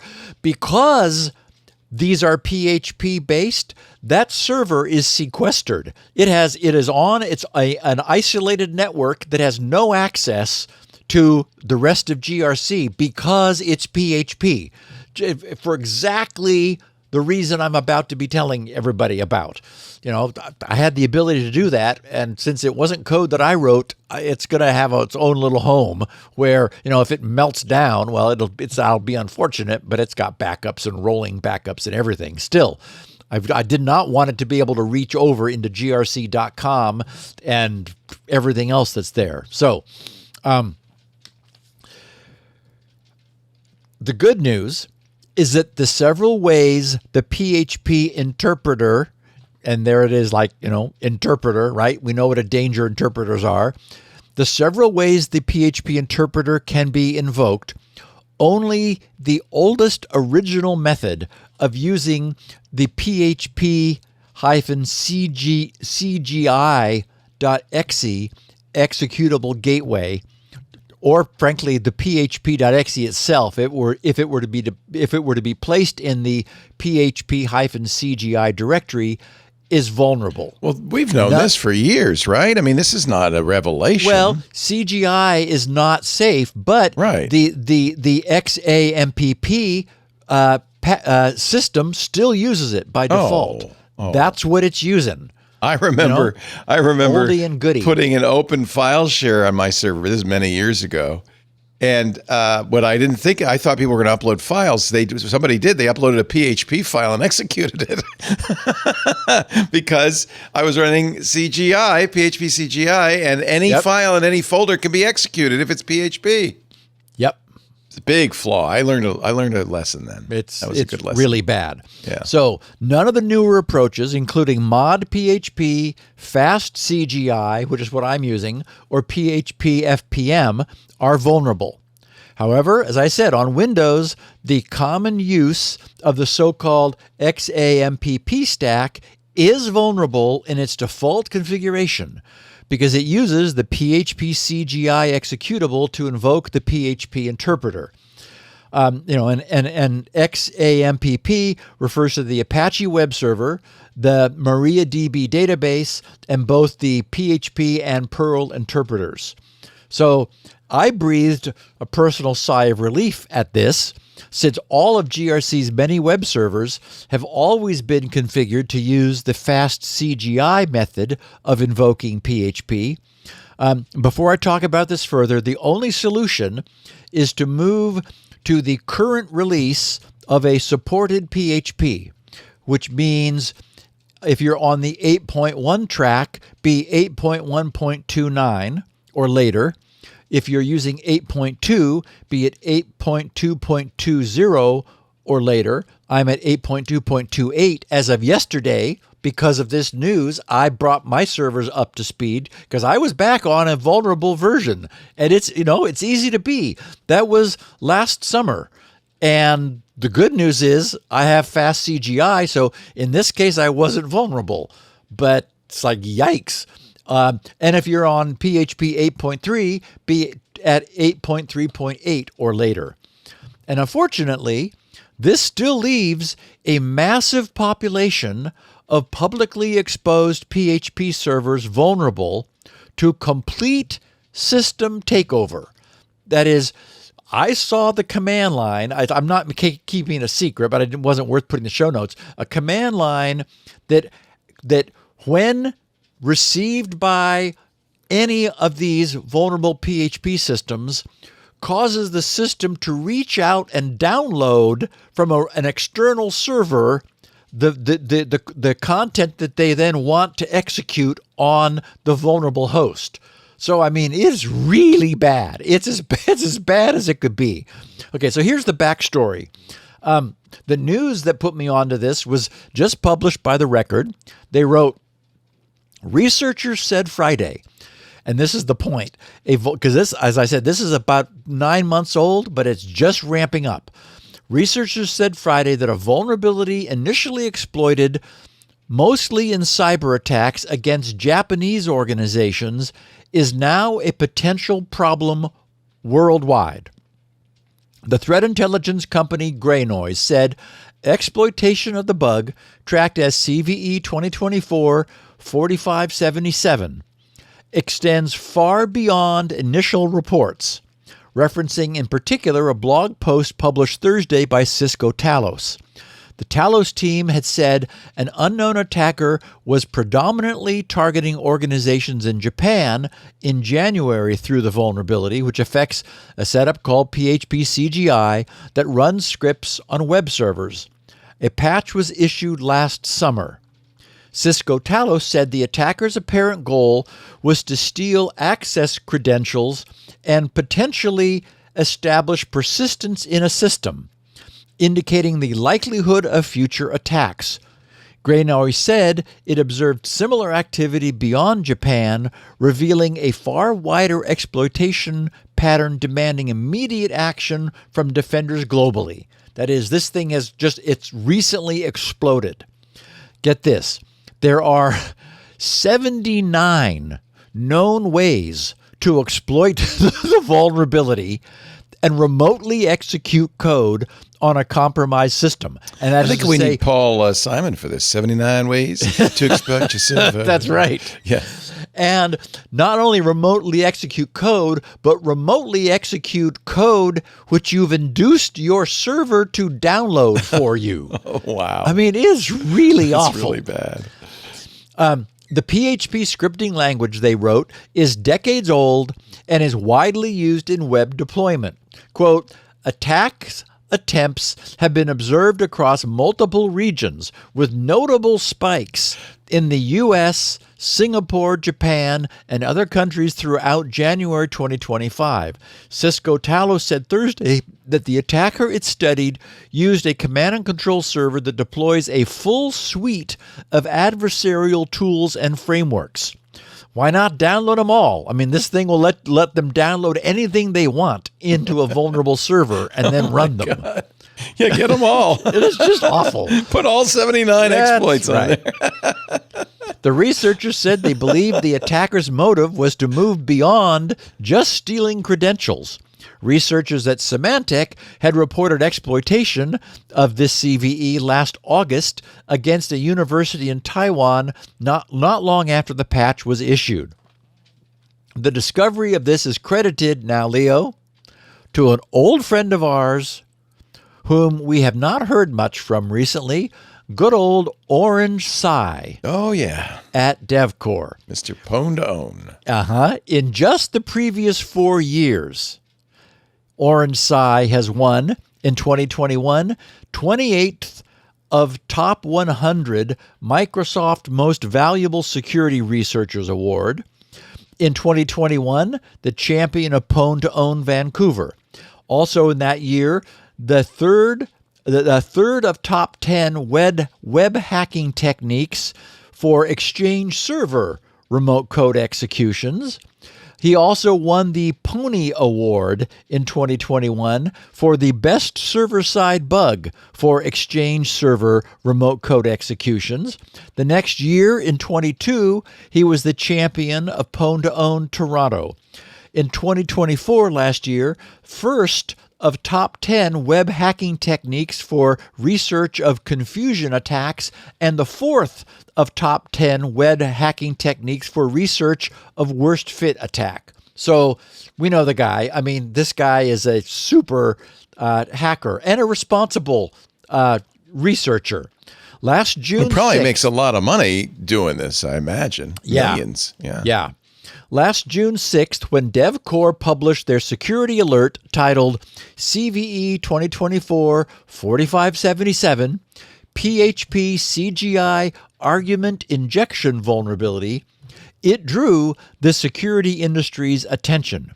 They opened with, during DevCore's continuous offensive research, our team discovered a remote code execution vulnerability in PHP. Due to the widespread use of the programming language in the web ecosystem and the ease of exploitability, I mean, this thing is drop dead simple to exploit, and that's one of the big concerns. This is script kiddie heaven. DevCore, they wrote, classified its severity as critical and promptly reported it to the PHP official team. The official team released a patch on 6.6. Please refer to the timeline for disclosure details. And I'll interrupt here just to say, in their published timeline, we see the way this is all supposed to go. For one thing, the PHP developers well understood the nature of critical bugs. Can you say interpreter? I mean, they've had their hands full for decades dealing with PHP interpretation bugs. And secondly, they all know Orange Sci and DevCore. So when you get a universal scope bug report marked critical from these guys, your plans for the next several days, if not weeks, just changed. So the timeline says on May 7th, DevCore reported the issue through the official PHP vulnerability disclosure page. That same day, PHP developers confirmed the vulnerability and emphasized the need for a prompt fix.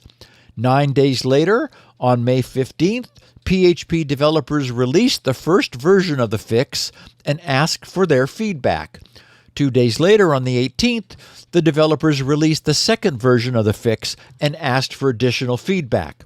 Another 2 days later, PHP entered the preparation phase for the new release version. That was May 20th. And then on the 6th of June, the next month, PHP released new versions 8.3.8, 8.2.20, and 8.1.29.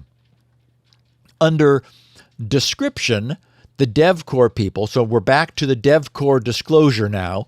Under their description, they explained, while implementing PHP, the team, meaning the PHP team, did not notice the best fit feature. Get this, Leo, you're going to love this bug. Oh my God. The best fit feature of encoding conversion within the Windows operating system. This oversight allows unauthenticated attackers to bypass the previous protection of CVE 2012, number 1823, by specific character sequences. Arbitrary code can be executed on remote PHP servers through the argument injection attack. In other words, this PHP bug was originally found and fixed 13 years ago. Wow. Back in 2012. But Windows employs its own best fit Unicode character conversion feature. And Orange Sci discovered that many, apparently 79, other deliberately crafted Unicode character sequences would be transliterated by Windows on the fly and used to bypass the fix from 2012. So this vulnerability had been there since 2012, never repaired as it was believed to have been and was under Linux, because Windows just changes characters as it wants to. To whatever the best fit would be. That's right. You didn't really mean that. You meant this. Wanted the best fit. It's a better fit, yes. And oh, whoops, it bypassed a fix that we put in to prevent that from happening. 12 years ago. Wow. Yeah. Wow. This thing is so bad, for example, that a single query issued to any vulnerable Windows web server can cause, as I mentioned it, to fetch any remote file named in the query and then execute that file, no matter what it might be, on the vulnerable machine. That's not anything that anybody wants to have happen on their server. Under the impact section of their disclosure, they were very clear. They wrote, "This vulnerability affects all versions of PHP installed on the Windows operating system. Period. All of them." They also noted, since the branch of PHP 8.0, PHP 7, and PHP 5 are end of life and are no longer maintained anymore, server admins can refer to the "Am I vulnerable?" section, and the answer just is yes, to find temporary patch recommendations in the mitigation measure section. And in that "Am I vulnerable?" section, they wrote, For the usual case of combinations like Apache HTTP server and PHP, server administrators can use the two methods listed in this article to determine whether their servers are vulnerable or not. It's notable to address that scenario 2 is also the default configuration for XAMPP for Windows. So all versions of XAMPP installations on Windows are vulnerable by default. As of this writing, it has been verified that when Windows is running in the following locales, an unauthorized attacker can directly execute arbitrary code on the remote server. And so they showed traditional Chinese using code page 950, simplified Chinese using code page 936, and Japanese using code page 932. For Windows running in other locales, such as English, Korean, and Western European, due to the wide range of PDP usage scenarios, in other words, it was just too much for them to check, it's currently not possible to completely enumerate and eliminate all potential exploitation scenarios. There are just too many to fix. Therefore, it is recommended that users conduct a comprehensive assessment, verify their usage scenarios, and update PHP to the latest version to ensure security.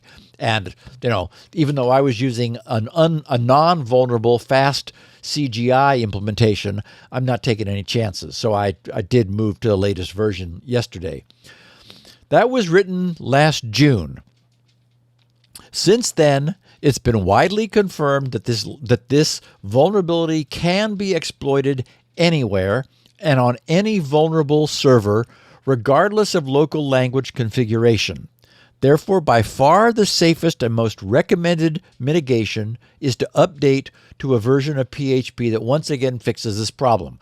Assuming that you have 8.1.2 0.3, it's just a sub-version update. So it should be as simple as just dropping new binaries into the existing PHP directory,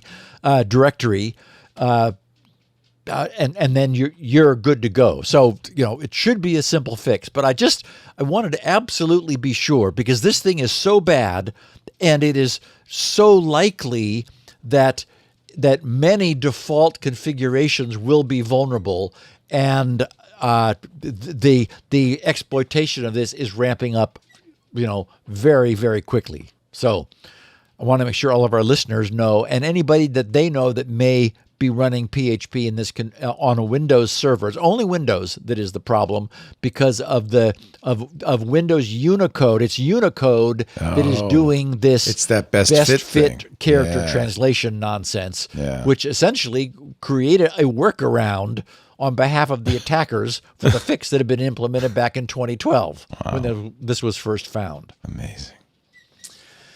Okay, I need to take catch my breath and sip some coffee, and we're going to look at listener feedback next. I think we all need to catch our breath after that, actually. Jeez.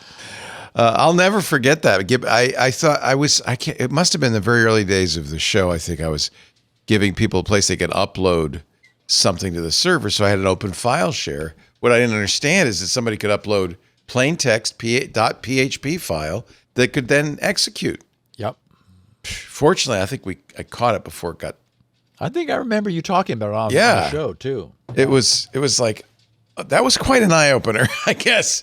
PHP can be executed from, if you're using the CGI, from any folder anywhere unless you specifically lock it down. We learn, right? That's the whole point of the show. That's the whole point of being human. We make mistakes and we learn. I hope we've learned now that we better back up our data and make sure we have copies of it. This episode of Security Now, this portion of the episode brought to you by Veeam, Veeam, the data resilience experts. Without your data, your customers' trust turns to digital dust. That's why Veeam's data protection and ransomware recovery ensures you could secure and restore your enterprise data wherever and whenever you need it, no matter what happens. I don't know why every company in the world isn't running Veeam, to be honest.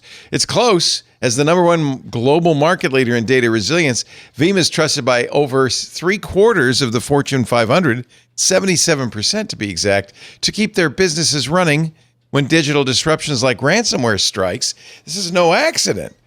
These companies understand they cannot take time out to fix ransomware or pay the ransom or get the reputation damage. That's why they use Veeam. Veeam lets you back up and recover your data instantly. And I didn't realize this, but one of the hard things I should have known about ransomware is data now lives all over the place. With Veeam, you can back up and recover your data across your entire cloud ecosystem, every bit of it. You may not even get bit in the first place.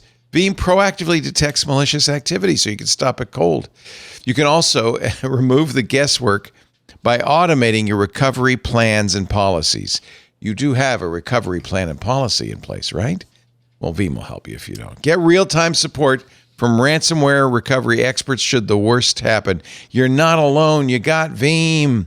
Data is the lifeblood of your business. Get data resilient with Veeam. Veeam. Go to veeam.com to learn more. You'd be crazy not to. Veeam.com to learn more. It's the only way. It's the only way, my friends. All right, Steve. I hope you are thoroughly refreshed. We are Ready now to go. in the Next phase. what do they call it? The back quarter of the show, or I don't know what they call it. So our listener, Sam Miorelli, wrote, "Hey, Steve, on the applications thing, meaning employees from North Korea, he said, I run an industrial cybersecurity business. Last year, before we all knew about these things, we got an applicant who we hired to work in person who was incredible on the CV. Lots of certs, including for FortiGate, and video interview. We foolishly ignored warning signs when the in-person manager first met him post-offer and pre-start, and things seemed a bit off. After he started, it was immediately clear the CV didn't reflect his actual skills. You know, he was Googling how to apply firewall rules on modern GUI firewall admin interfaces. When I endorsed him, I chalked up his strange conversation style during the video interview to be from his accent, and cultural, as he's from India. And he had all the right answers, and wow, again, what a great CV. In hindsight, I'm convinced he was using an AI interview helper tool like @finalround_AI, which I hadn't heard of before, @finalround_AI. Sam said, of course, it's impossible to prove these things, so we're having to think harder about how we screen applicants in the future. Lots of phonies out there, not just the North Koreans. So, wow. A little bit of feedback from one of our listeners. And a tip on the AI you might want to use for your next job. That's right. If you happen to be interviewing, want to sound a little more polished? Yes. Ian Beckett said, these were a couple tweets at SGGRC regarding SN 1012, our episode. He said, and Microsoft's sysinternal tools. He said, these tools are so popular, it's astonishing Microsoft's engineers don't securely recode these tools. The little SyncToy tool, he said, download now removed from Microsoft's sysinternal site, still provides just about the only way to simply do a regular Windows sync backup to external drives using a trusted tool. The pitiful inbuilt Windows 11 backup tool's only purpose is seemingly to drive revenue to OneDrive subscriptions. He said, I really despair of Microsoft nowadays. Unless it generates online services revenue, they have little interest in user experience. Then Ian is, of course, referring to the DLL injection vulnerabilities that were recently discovered to adversely impact the security of the security of the use of sysinternals tools, rather than loading the standard system DLLs from the system's well-known directories. The tools have retained Windows' once deliberate, though extremely insecure design of first looking in the executable's own execution directory before looking elsewhere. This allows bad guys to drop their own malicious versions of these DLLs, perhaps even older versions of Microsoft's own signed Windows DLLs that contain long since patched vulnerabilities, allowing them to effectively turn back the clock to be exploited again. Microsoft reportedly said, "Tough beans. We're not planning to fix them," they said, which seems irresponsible. And as we noted at the time, frankly, even if they were fixed, there's still a massive inventory of them already deployed out in the world, and they never receive updates of any kind. So it's a mess. Tycoon Tom tweeted at SGGRC, "Hi, Steve. What's that networking app that shows you net traffic?"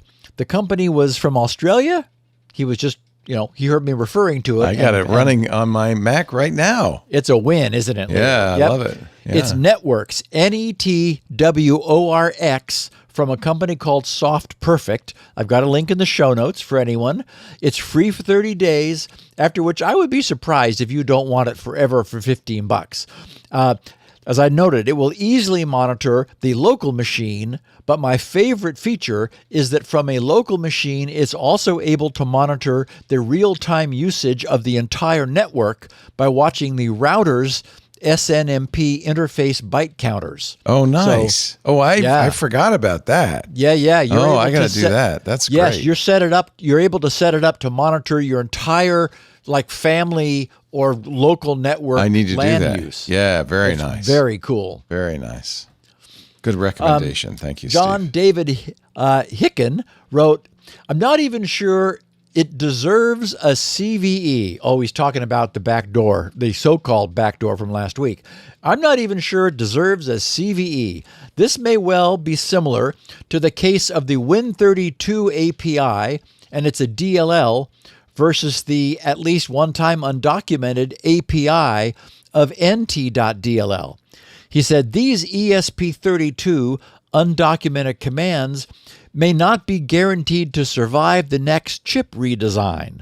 Device driver writers beware. Cheers, John." And now John's, of course, talking about last week's backdoor that wasn't a backdoor. As we said, there were some undocumented functions in the SOC, the SoC, the system on a chip hardware. And he's 100% correct that no one should be relying upon them for their own code.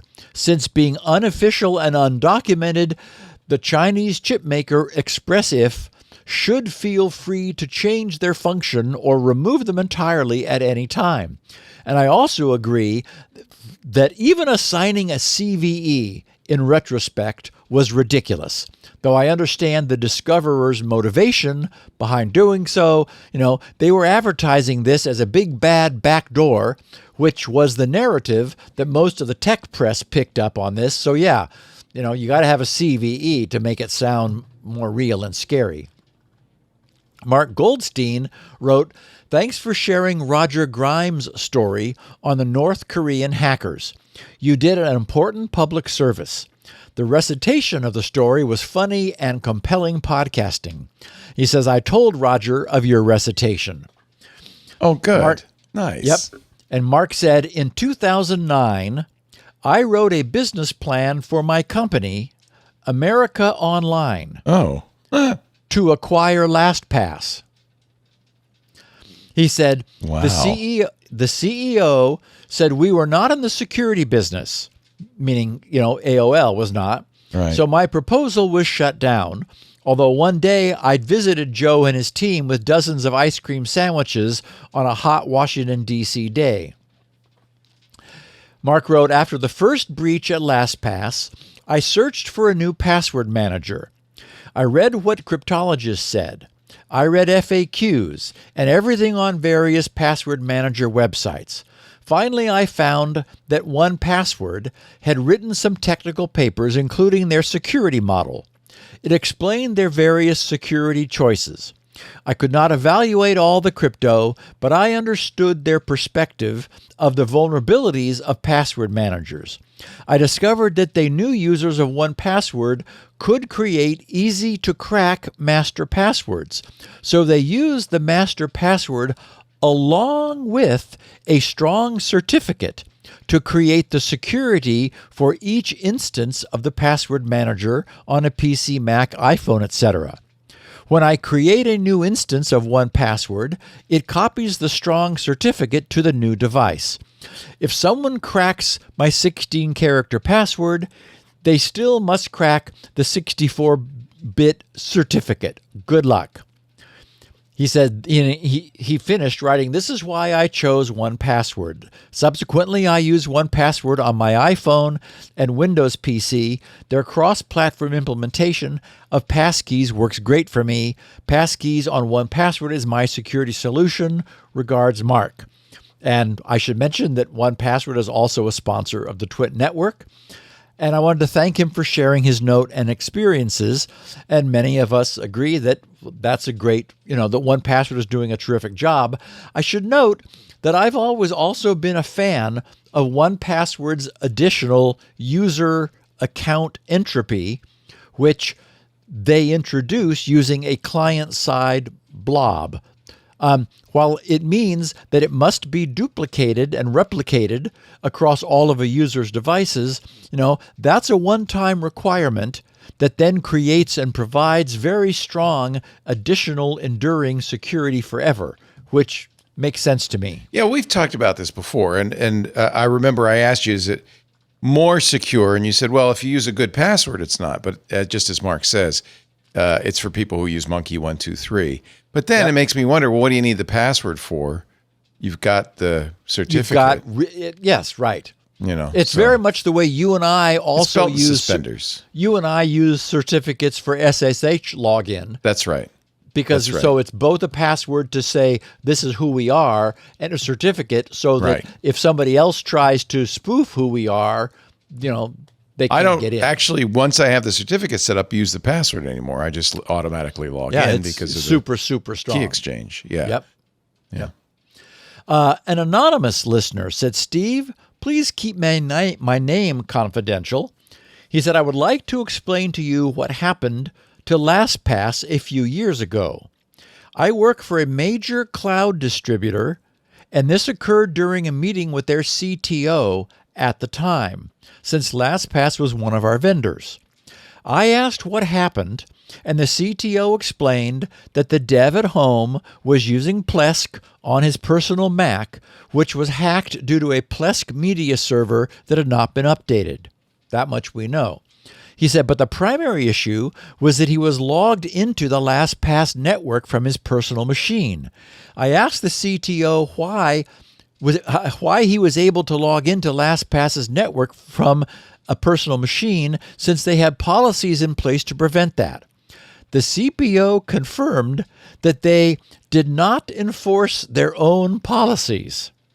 Also, the secret AWS keys where they stored their customer vaults was kept in LastPass corporate secure notes, so it was readily accessible to anyone. Wow. Even those who didn't need access to them. And of course, as everyone knows, Plesk is written in PHP, so it's doubly secure. Oh, so your evaluation, he said, of the product wasn't wrong. It's a good password manager, but the company itself was not well managed. Regards.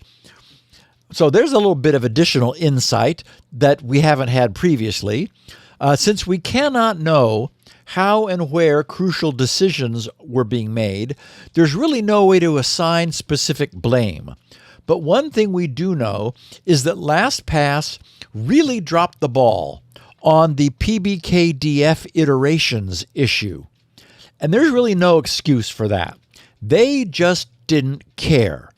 We know that because once this was brought to the glaring attention of the industry, then they went to the trouble of autonomously updating everyone's iteration counts later, retroactively. This proves that they could have done so at any time, but never had bothered to before. As we know, I always draw a sharp distinction between policy decisions and mistakes. The LastPass developer, whose machine was doubtless targeted and compromised, was not practicing good security hygiene, and LastPass was not managing the connections to their corporate network securely. So the developer made a bad mistake. But not bothering to ever retroactively update original or older PBKF iterations counts as a policy mistake.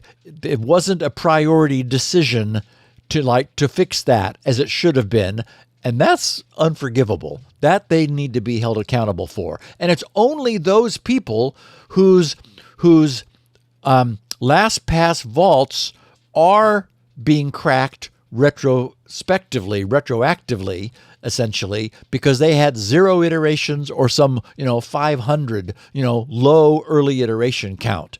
And that is all on LastPass. Jeff wrote to us, Steve, Mandiant is reporting on an espionage campaign by China exploiting Juniper big iron routers. And he provided a link to that. From Mandiant, which, is the Google-owned security firm. And he cites it saying, quote, end-of-life hardware and software, writing, yeah, that's a thing I see all the time. He said, you don't want to know what I found on the network of my Fortune 500 defense employer last week.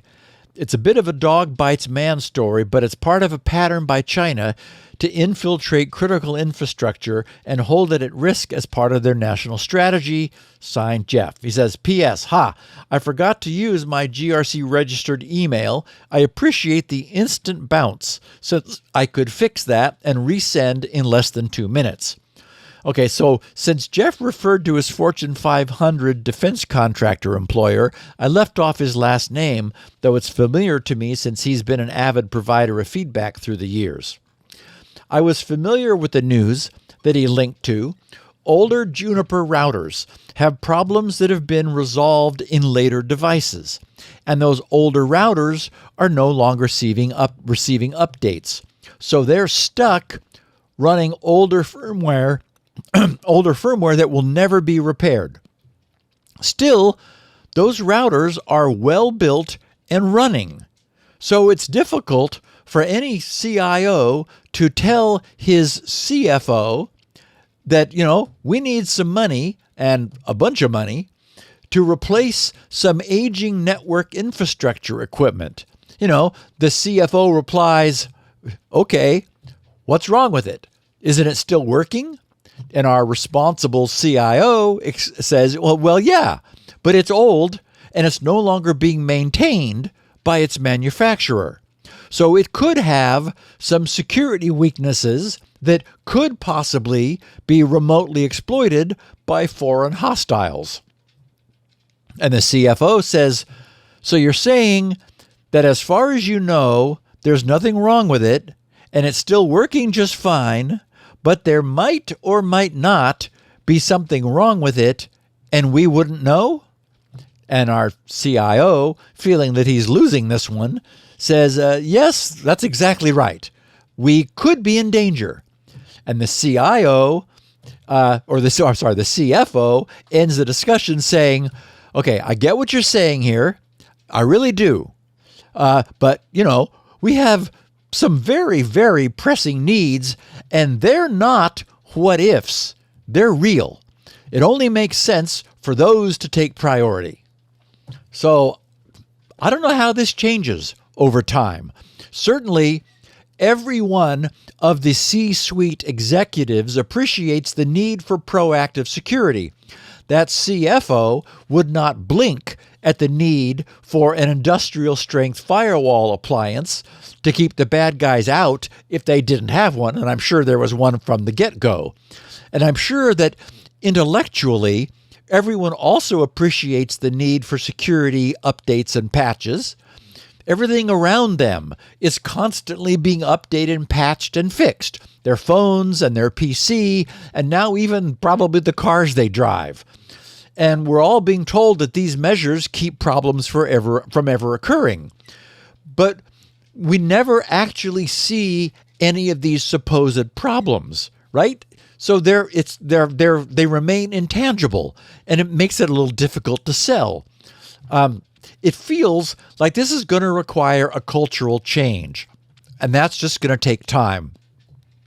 And while I intensely dislike the rental model, as we know, that the world is moving toward, in the case of keeping older gear secure, there's real value being offered. Where I believe that, for example, Juniper has missed a trick is in choosing to allow their older appliances to fall out of maintenance and to not tie its continued operation into an annual paid maintenance agreement. They're leaving money on the table by not offering to keep their older devices alive and maintained in return for some cash. The very many companies with older and still working Juniper gear, they're not updating to newer devices because the older devices their customers already have are still working.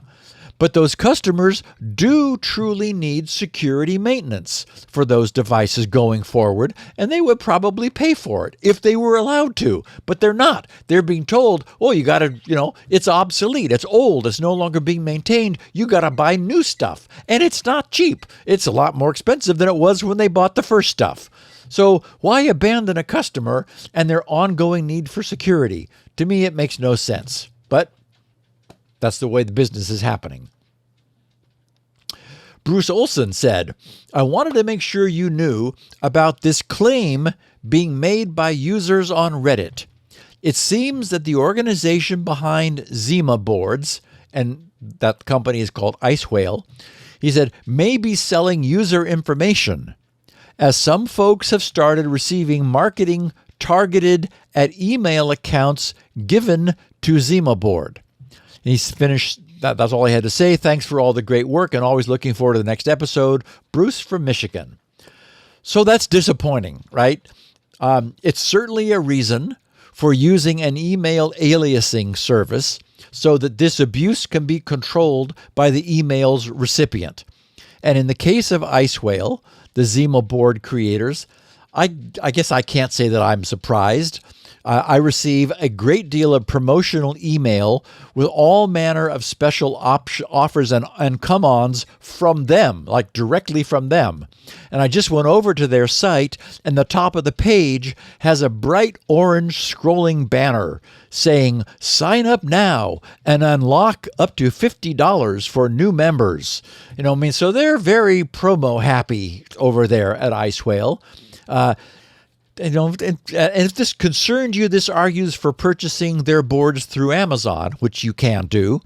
But I suppose I would just chalk it up to, the cost associated with obtaining a perfect little single board PC, having 2 network interfaces, 2 SATA ports, a PCIe expansion slot, and Linux preloaded, all for $90.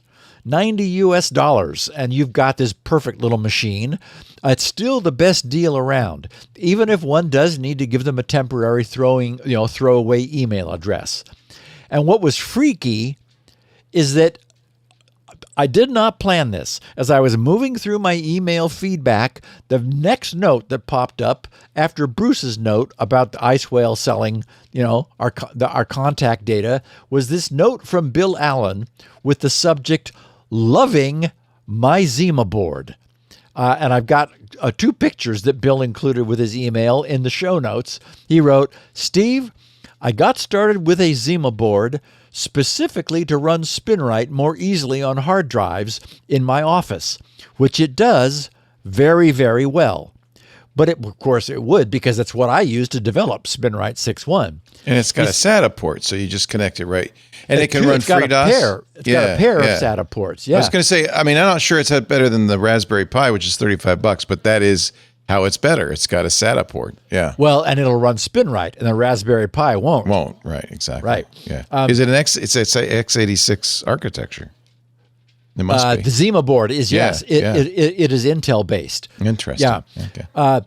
Anyway, so he said, but the Zima board has turned into a bit of an obsession and a really fun project platform. He said, here's my Zima board system.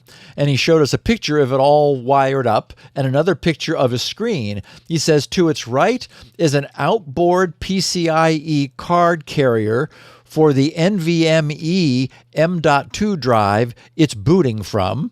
And he said, upper left is a mini travel wireless router in client mode. He said, down and to the left is an Adderlink IP KVM, which is giving me keyboard, mouse, and video access to it across my local network via its internal VNC server. Currently running FreeDOS, as shown in the other photo. That FreeDOS install also has SpinRite 6.1 on it, of course. He says, thanks for pointing us to the Zima board. Best regards, Bill in Crowley, Texas. So anyway, I've received many similar reports through the years since my discovery of this lovely little device. It's not super powerful. I always purchased the smallest of the 3 available models since it was just going to be running FreeDOS, which, can be powered basically by a squirrel cage. But these little boards are the machines that built and tested SpinRite. So anyway, I just thought I would, share that fun bit of feedback. It is a great little solution. Mark Jones wrote a note that has some detailed lead-in, but I loved his story, which is a bit of a head shaker. So the subject of his email feedback was AI and Microsoft Defender. Get this. Mark wrote, Dear Steve, love the show, loyal listener since episode 1, Club Twit member. I really appreciate you and Leo. I encountered something new that illuminates some of the comments you've made recently about AI. I volunteer with an organization that has websites and a newsletter. About half our membership is employed by one of 2 big multinationals. Both are Microsoft shops. Both have lots of barbed wire wrapping their IT infrastructure. Microsoft Defender blocks questionable sites. The sieve is set pretty tight.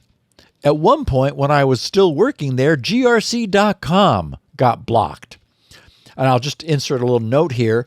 For many years, I was hosting known viral code for research purposes at grc.com. The page contained, the various archives and was very clearly marked as, download at your own risk. Everything was red and flashing, and, it was very clear that this was, old viruses that people might want to play with. But any search engine or trawling bot sees zip archives containing known dangerous viruses and freaks out. So since there's no interest in that really anymore, that's long since removed, and some of those false positives that the others were also reporting have ceased. Anyway, Mark's note continues, I moved 25 years worth of our organization's newsletters to its own site 3 years ago. The site is only 3 PHP files, some XML for SEO, and a bunch of PDFs.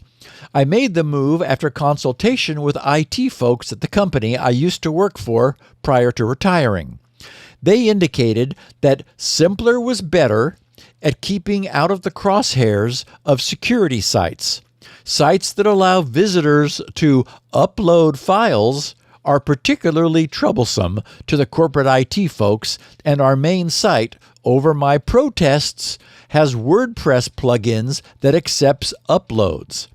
Just recently, the site, and he's talking about his site, midlandchemist.org, started being blocked by the corporate Microsoft protection. meaning of the company he used to work for, which is using Windows Defender. He said, I went to an IT friend and asked how I could fix it. After 3 years of being okay, the site was suddenly being blocked. He was kind and connected me with someone responsible for the blocking. Here is where AI comes in. Get a load of this. The filters, meaning Microsoft Defender filters, are now AI-based, not rules-based. He could not tell me why the site was being blocked, because there was no rule being tripped. There are no rules anymore. Something about the site triggered the AI algorithms. No reason could be given. It was just AI.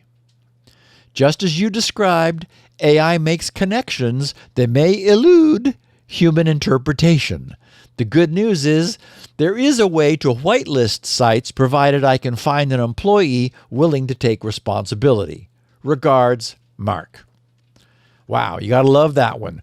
We turned all site blocking over to AI, so it just does whatever it does. We no longer know what or how. Wow.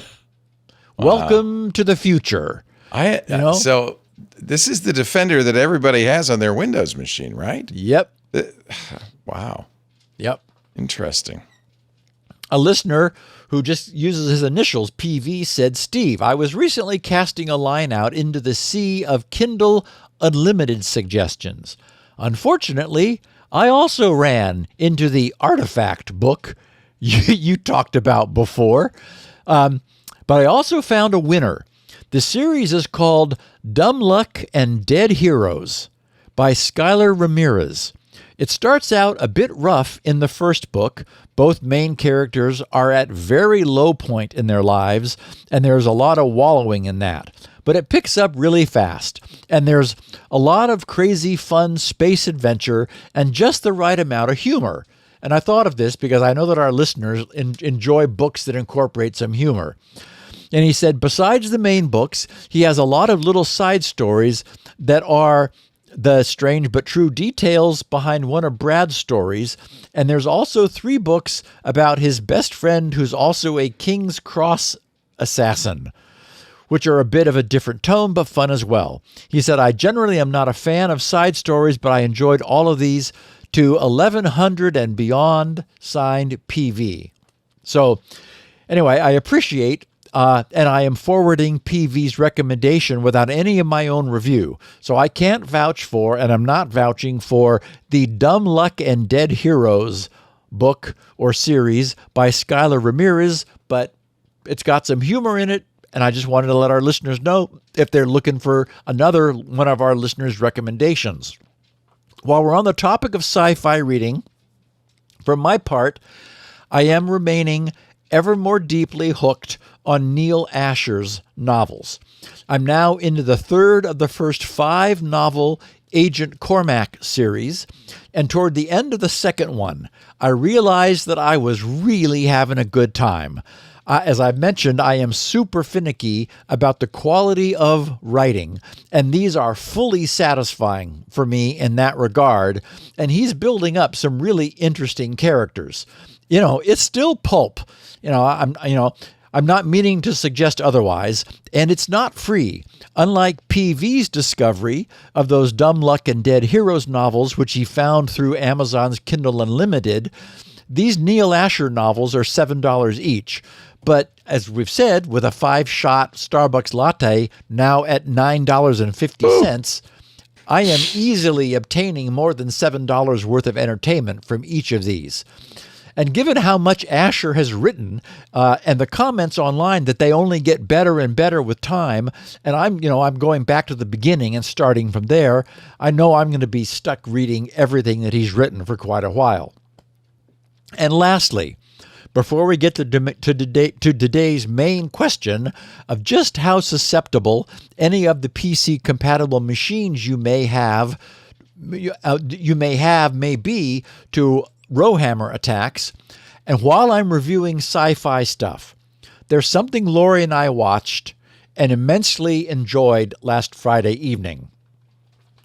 If someone who knew I had a subscription to Apple TV and that I enjoyed science fiction themes were to, if some such person were to recommend The Gorge to me, having just watched it Friday night, I would have been appreciative of their recommendation.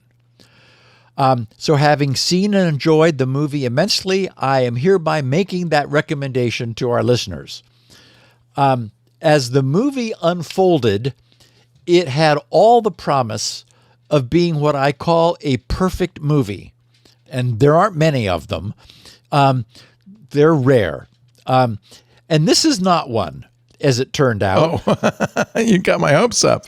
Well, about a third of the way through, I said to my wife, so far, this is a perfect movie.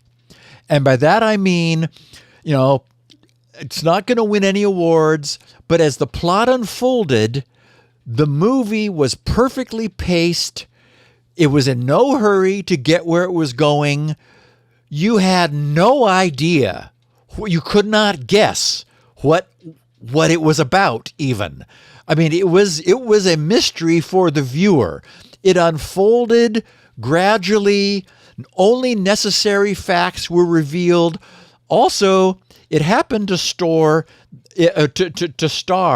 that actress who played the chess prodigy in The Queen's Gambit. Yeah, Anna Taylor-Joy. Really like her. Yeah, she's big great. eyes, very easy on the eyes. Yeah. She was one of the two protagonists. Okay, so I have to say that it got a bit ridiculous. Like maybe they were trying to create a video game tie-in in the latter part of the movie. But having said that, I could easily watch the entire first portion of the movie again. I mean, it was so satisfying. And I imagine that a lot of our listeners may be a little less finicky about, people who never die despite how many shots are fired at them, that kind of thing. But okay. Still, I'm no longer 14. I'm not a fan of implausibly ridiculous, over-the-top violence. But it's there on Apple TV. If you're a subscriber, you already have it waiting for you, and I do recommend it. It was, it's not, as I said, it's not an award winner, but it was really enjoyable. And the first half was perfect. Yeah. It was really good. Good. I'll have to check it out. And Leo, let's give our listeners a recommendation of something else perfect, and then we're going to look at RowHammer. In this case, Club Twit. Now, I know those of you who are watching in our Discord know all about Club Twit. And I apologize because if you had downloaded this, we would have cut this out because that's one of the benefits of Club Twit. People who pay less than a Starbucks venti latte, $7 a month, get ad-free versions of this show and all the other shows. So that is, I think some might say that's the chief benefit. You do get access to our Club Twit Discord, which I think is a significant benefit. That's the hangout for all the Club Twit members. A great bunch of people, great conversations going on, and we have lots of events inside the clubhouse for Club Twit members coming up tomorrow at 6 p.m. It's kind of a cozy evening of crafting, 6 p.m. Pacific, with Micah Sargent. He's building miniature stuff, miniature houses, miniature rooms. But you could do Lego, you could do needlepoint, you could code, whatever it is your craft is, build boats, whatever. You could join Micah and a bunch of people for a chat and a get-together. We just started doing this. Anthony Nielsen said, we need an AI user group. So every fourth Friday, we get together and talk about AI. Of course, there's lots of special shows in the club, like the Untitled Linux Show, Hands on Technology, Hands on Mac, Hands on Windows. Photo Time's coming up April 3rd. Chris Marquardt. I am going to do another coffee segment with Mark Prince. He emailed and said, I've got a great guest. I said, let's do it. So there's benefits there. You get access to the club, access to the Discord, ad-free versions of all the shows. But really, the real benefit is you are supporting what we're doing. If you enjoy the programming, If you find yourself listening to one of our shows more than once a week, I think joining the club would be a great thing for you and for us. $7 a month, twit.tv/clubtwit. That's all it takes. Now, if you are already a member of the club or you don't want to be the member of the club, but you want to do something to help us, of course, and I hear from people a lot, I buy all the products or many of the products you mentioned. That's a great way to help us support our sponsors. You can even do something as simple as leaving us a review. We found that advertisers pay attention to the reviews. I don't. How many stars we have on iTunes, I have no idea. I know it's a good show, so I don't pay a lot of attention. But advertisers, they're always looking for a shortcut. They do. So another way you can help us, go to your favorite podcast client. iTunes is probably the most popular. And leave us a 5-star review. Say why you listen to Steve and what you like about the show. That's another way you can help us out. So we are really a user-supported, a listener-supported network. We have advertisers, yes, but we're nothing without you, and your support means the world to us. Let us know what you think. Join Club Twit, twit.tv/clubtwit. We can't wait to welcome you into the little clubhouse there. Now, back to Steve Areno, because I'm dying to find out what's going on here. It's rare that we're able to invite the listeners of this podcast to actively participate themselves in cutting-edge security research. But this week, a research team that has been looking into and questioning the actual dangers presented by RowHammer attacks is asking for as much breadth and depth of real-world participation from the field as they can get. This amounts to downloading an ISO file, writing it to a thumb drive, then booting and running the Arch Linux OS and RowHammer data gathering tests that it contains. I immediately downloaded the 1 gig ISO, used the latest, for me, Rufus version 4.6 for Windows to transfer that ISO onto a 32 gig thumb drive, booted it on my Zima board, and let it run in the background while I worked on the podcast. Okay, but let's back up a bit. We've been talking about the many various aspects and versions of the original discovery known as RowHammer since its first description back in 2014. It was 11 years ago that this was first found. The essence of the problem is that in the inevitable quest to increase the density of main system dynamic RAM, the RAM that's typically measured in tens of gigabytes, engineers squeezed every last bit of noise margin out of their designs. The RAM still worked, systems booted, and for the most part ran reliably. But then some clever researchers came along and asked a question no one else had before. They asked, what if we were to hammer over and over and over on one row of RAM or on the RAM on either side of one row? Might that confuse the nearby bits? And we know the answer to that question. It turned out that yes, indeed, not only can neighboring bits be affected, but those effects can be powerfully weaponized to completely collapse and bypass the security boundaries and guarantees upon which all modern computing relies for its operational security. During the decade that followed, since 2014, these surprisingly prevalent and successful attacks have been elaborated upon and expanded by many groups of researchers across the globe. The attacks have been strengthened. As Bruce Schneier reminds us, attacks never get worse, they only ever get stronger. They've been optimized, they've been sped up. Research have even demonstrated web-based exploitation via JavaScript code and even using network packets, the receipt of network packets, to induce RowHammer vulnerabilities. And after the industry reacted to the initial news of these exploitable weaknesses and with improved designs, like DDR3 was where we were then, DDR4 was supposed to fix it but didn't, DDR5 was supposed to fix it but still hasn't. The industry reacted trying to fix this. New designs, faster refresh, detection of RowHammer attacks on the fly. Anyway, nearly 4 years ago in May of 2021, Google's security blog posted Introducing half double. New hammering technique for DRAM RowHammering bug. Google's summary of their discovery is worth a quick review since it nicely lays out today's situation. They wrote, and so this was 6 years downstream from the original revelation of RowHammer.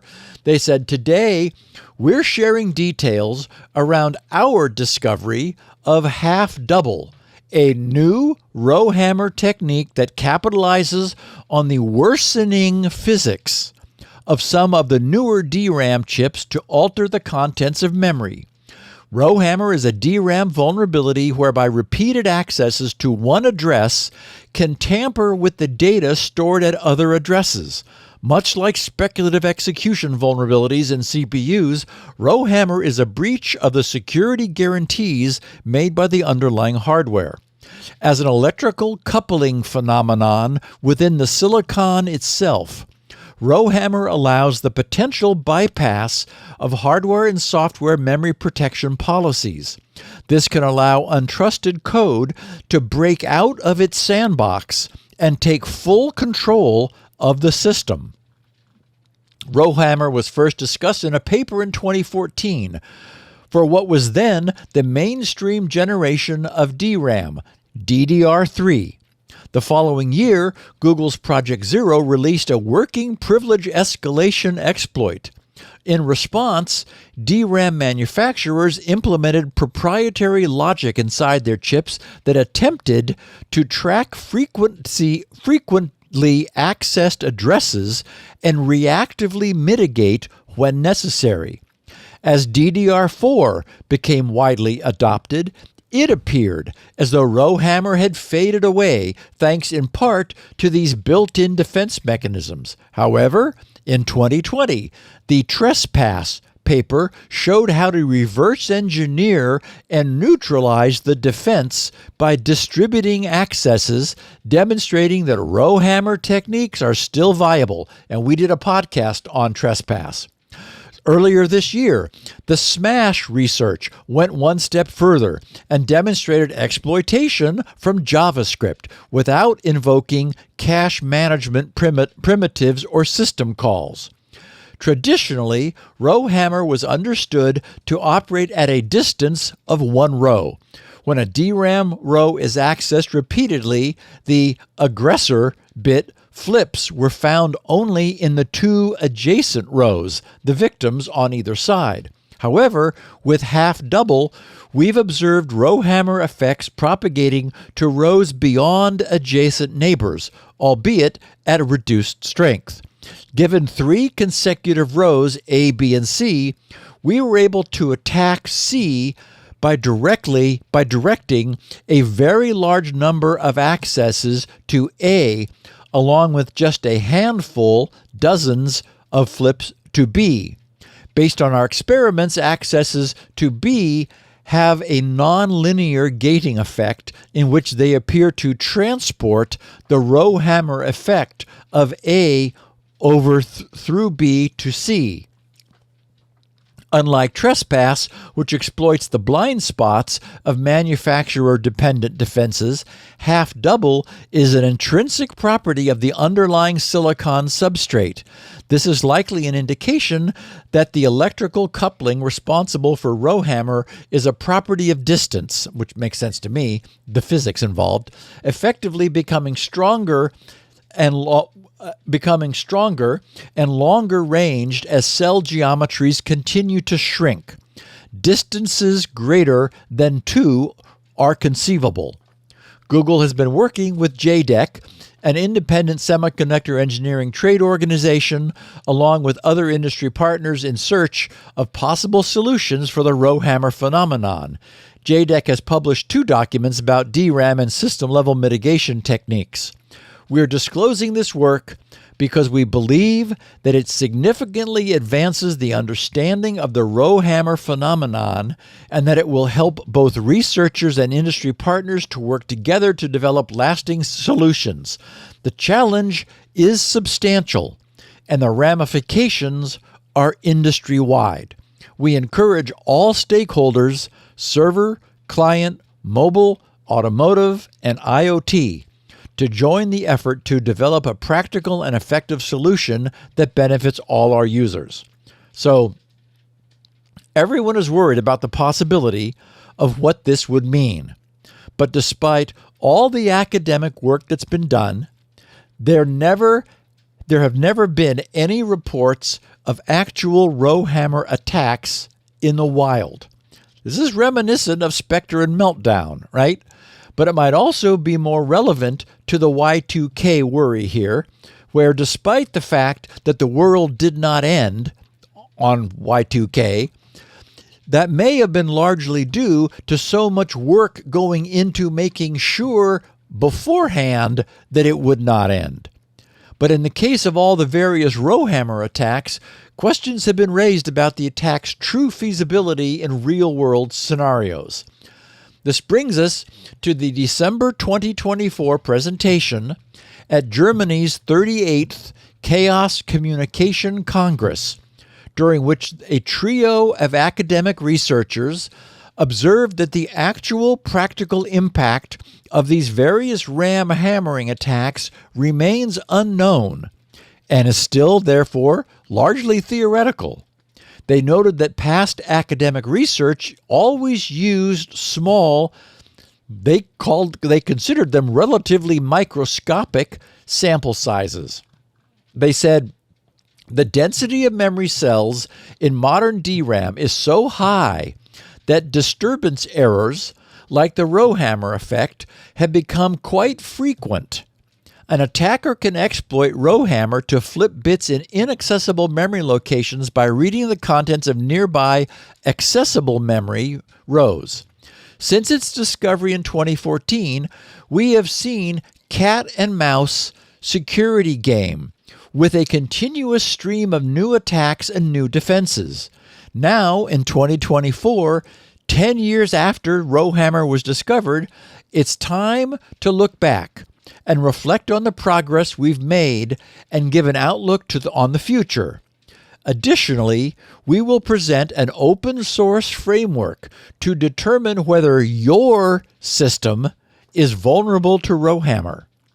In 2014, researchers reported a new disturbance effect in modern DRAM that they called RowHammer. The RowHammer effect flips bits in inaccessible memory locations just by reading the contents of nearby memory locations that are attacker accessible. They trigger the RowHammer effect by accessing memory locations at a high frequency using memory accesses and flushes.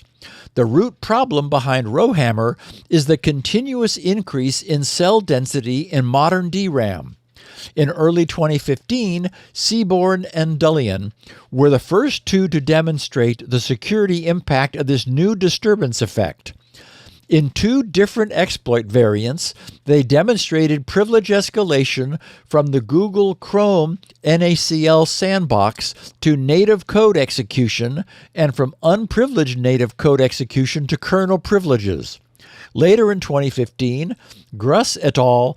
Demonstrated that this effect can even be triggered from JavaScript, which they presented in their talk RowHammer.js, root privileges for web apps. Now in 2024, it is precisely 10 years after RowHammer was observed. Thus, we believe it is time to look back and reflect on the progress we've made. We have seen a seemingly endless cat and mouse security game with a constant stream of new attacks and new defenses. We will discuss the milestone works throughout the last 10 years, talking about the presentation they're about to give to the Chaos Congress, including various mitigations, making certain instructions illegal, ECC, doubled refresh rate, TRR, targeted row refresh, and how they have been bypassed. We show that new RowHammer attacks push the boundaries further with each defense and challenge. While initial attacks required native code on Intel x86 with DDR3 memory, subsequent attacks have also been demonstrated on DDR4 and more recently on DDR5. Attacks also have been demonstrated on mobile ARM processors and AMD x86 desktop processors. Furthermore, instead of native code, attacks from sandbox JavaScript or even remote attacks via network have been demonstrated as well. Furthermore, we will discuss how the RowHammer effect can be used to leak memory directly, as well as related effects such as row press. We will discuss these research results and show how they're connected. We will even talk about the lessons learned and derive areas around the RowHammer effect that have not received sufficient attention so far. We will outline what the future of DRAM disturbance effects may look like, covering more recent effects and trends in computer systems and DRAM technology. Finally, an important aspect of our talk is that we invite everyone to contribute to solving one of the biggest unanswered questions about RowHammer. What is the real-world prevalence of the RowHammer effect? How many systems in their current configurations are vulnerable to RowHammer? As large-scale studies with hundreds to thousands of systems are not easy to perform, such a study has not yet been performed. Therefore, we developed a new framework to check if your system is vulnerable to RowHammer, incorporating the state-of-the-art RowHammer techniques and tools. Thus, we invite everyone to participate in this unique opportunity at the 38th Chaos Communication Congress to join forces and close this research gap.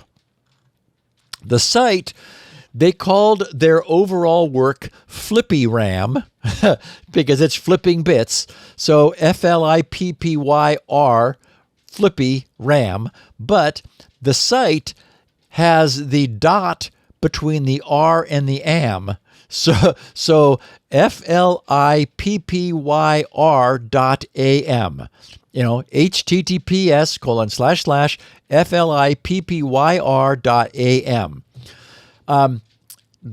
That's where all of this lives. Anyone who's interested should, go to flippyr.am, grab a copy of the open source test tool.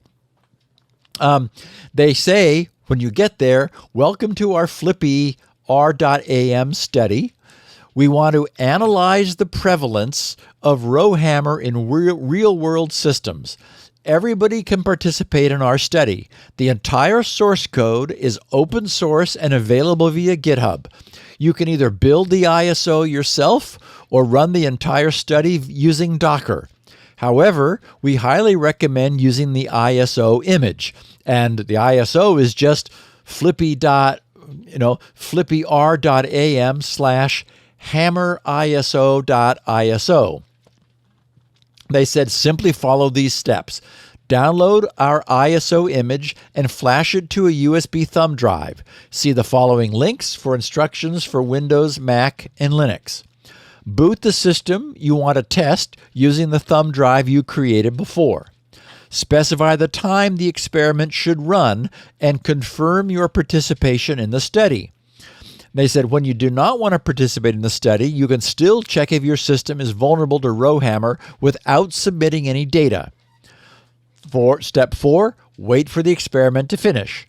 Step 5, you'll get a brief overview of the results. Additionally, the raw results will be stored on the thumb drive for you to inspect afterwards. And 6, the results will be uploaded to our server and you can access them using a URL shown at the end of the test, only if you confirm to participate before. Okay, so first of all, you should know you are asked afterward if you want to do the upload. So there's nothing happening behind your back. None of your data will sneak away. The default testing time is 8 hours. So the idea being, you run this overnight while you're not using your computer, and then it's done in the morning. It's a probabilistic attack. It doesn't work every time. You have correct. Yeah. Exactly. And so it requires some patience. Unfortunately, they don't have anything cool like a running total on the screen of RowHammer strikes. You're not getting any results available on the way. It does take a while to get going. On my Zima board, I wasn't sure it was working because it went to it has 4 stages, and it went to 100% on the first stage. Then it went to 55% on the second stage, where it sat for a long time. The first stage is fetching info, but that's not from the network. It's just from the system, apparently. Then retrieving addressing functions, that's stage 2. And my Zima board sat there for a long time, but I have also since then run it on on a next generation GRC server platform that I have not yet deployed. So, I mean, it's got, I don't know how many cores this thing has, 27 or something. And I mean, it is a screamer. It acted exactly the same way. It sat at 100% for a while, or it took a while to get to 100%. Then the second stage sat at 55 for a long time. Since I started it yesterday afternoon on the server and let it run until this morning, I let it run for 16 hours. I should have known nothing would show because this is a server platform with error correcting. It's got ECC RAM, server RAM, which is unusual, and it came back completely clean. But on the other hand, it was nice to actually see that validated. So it will take some time. Once it finishes, you get a summary on the screen. It writes a long report in log files in text on another partition that it creates on your thumb drive, which you are able to look at. And then this morning, I got a big QR code that I took a picture of with my phone, and the phone also wanted to open it. And so I haven't had a chance to look at it, but there you get a detailed report from their server, which analyzes an incredible amount of information. I mean, these log files, I don't know how many hundreds of log files I had that it had written out. So anyway, for what it's worth, I'll be uploading, and I did, all of my results, and I would hope others would too, to give them as large a cross-section. I think it'd be interesting if you have older machines to see whether, like old DDR3 or DDR4 machines, to see if they're actually vulnerable to RowHammer attacks. Now, they say Macintosh you can run this on a Mac? Yeah. Okay. Yeah. So it's not an x86... Yeah, I don't have any non-x86 hardware here, or I would have done that. But I imagine that it is multi-platform. So anything with DDR3, 4, 5. Yep. Well, is 5 immune? No, 5's not immune. Okay. Attacks have surfaced for DDR5. Okay. Basically, everything we have in the world now is still vulnerable to RowHammer to some degree. Yeah. Interesting. And they said, I mean, this is dumb. They said, as an incentive, the following 2 rewards can be won. When you upload a valid data set, you'll receive a cryptographic token. This token is generated by hashing random data. And when you upload your data set, you will save this token separately in our database. Or no, I'm sorry, we will save this token separately in our database. This means the token is not associated with your data set. This ensures that you can participate in the raffle without linking the token to your data set. Please make sure to bookmark or save the token. Then they said the first 10 valid tokens they receive via email will get a Flippy Ram t-shirt. I'm sure those are long since gone. And then everyone who sends us an email with a valid token will participate in a raffle and have your chance to win a €10 Amazon gift card. Okay. The more tokens you send us, the higher your chances are. So token away. Anyway, they've got 2 releases of the tool so far, version 1.0 and 1.0.1. They published the SHA-256 hashes of both, both the ISOs, if you want to make sure that they weren't tampered with. Although I've never understood the logic of that, because if someone was going to tamper with the ISO, they would just tamper with the posted SHA-256 yes, also. Yeah. Anyway, fine. Anyway, at the bottom of the show notes, I have a link to the Chaos Communication Congress presentation.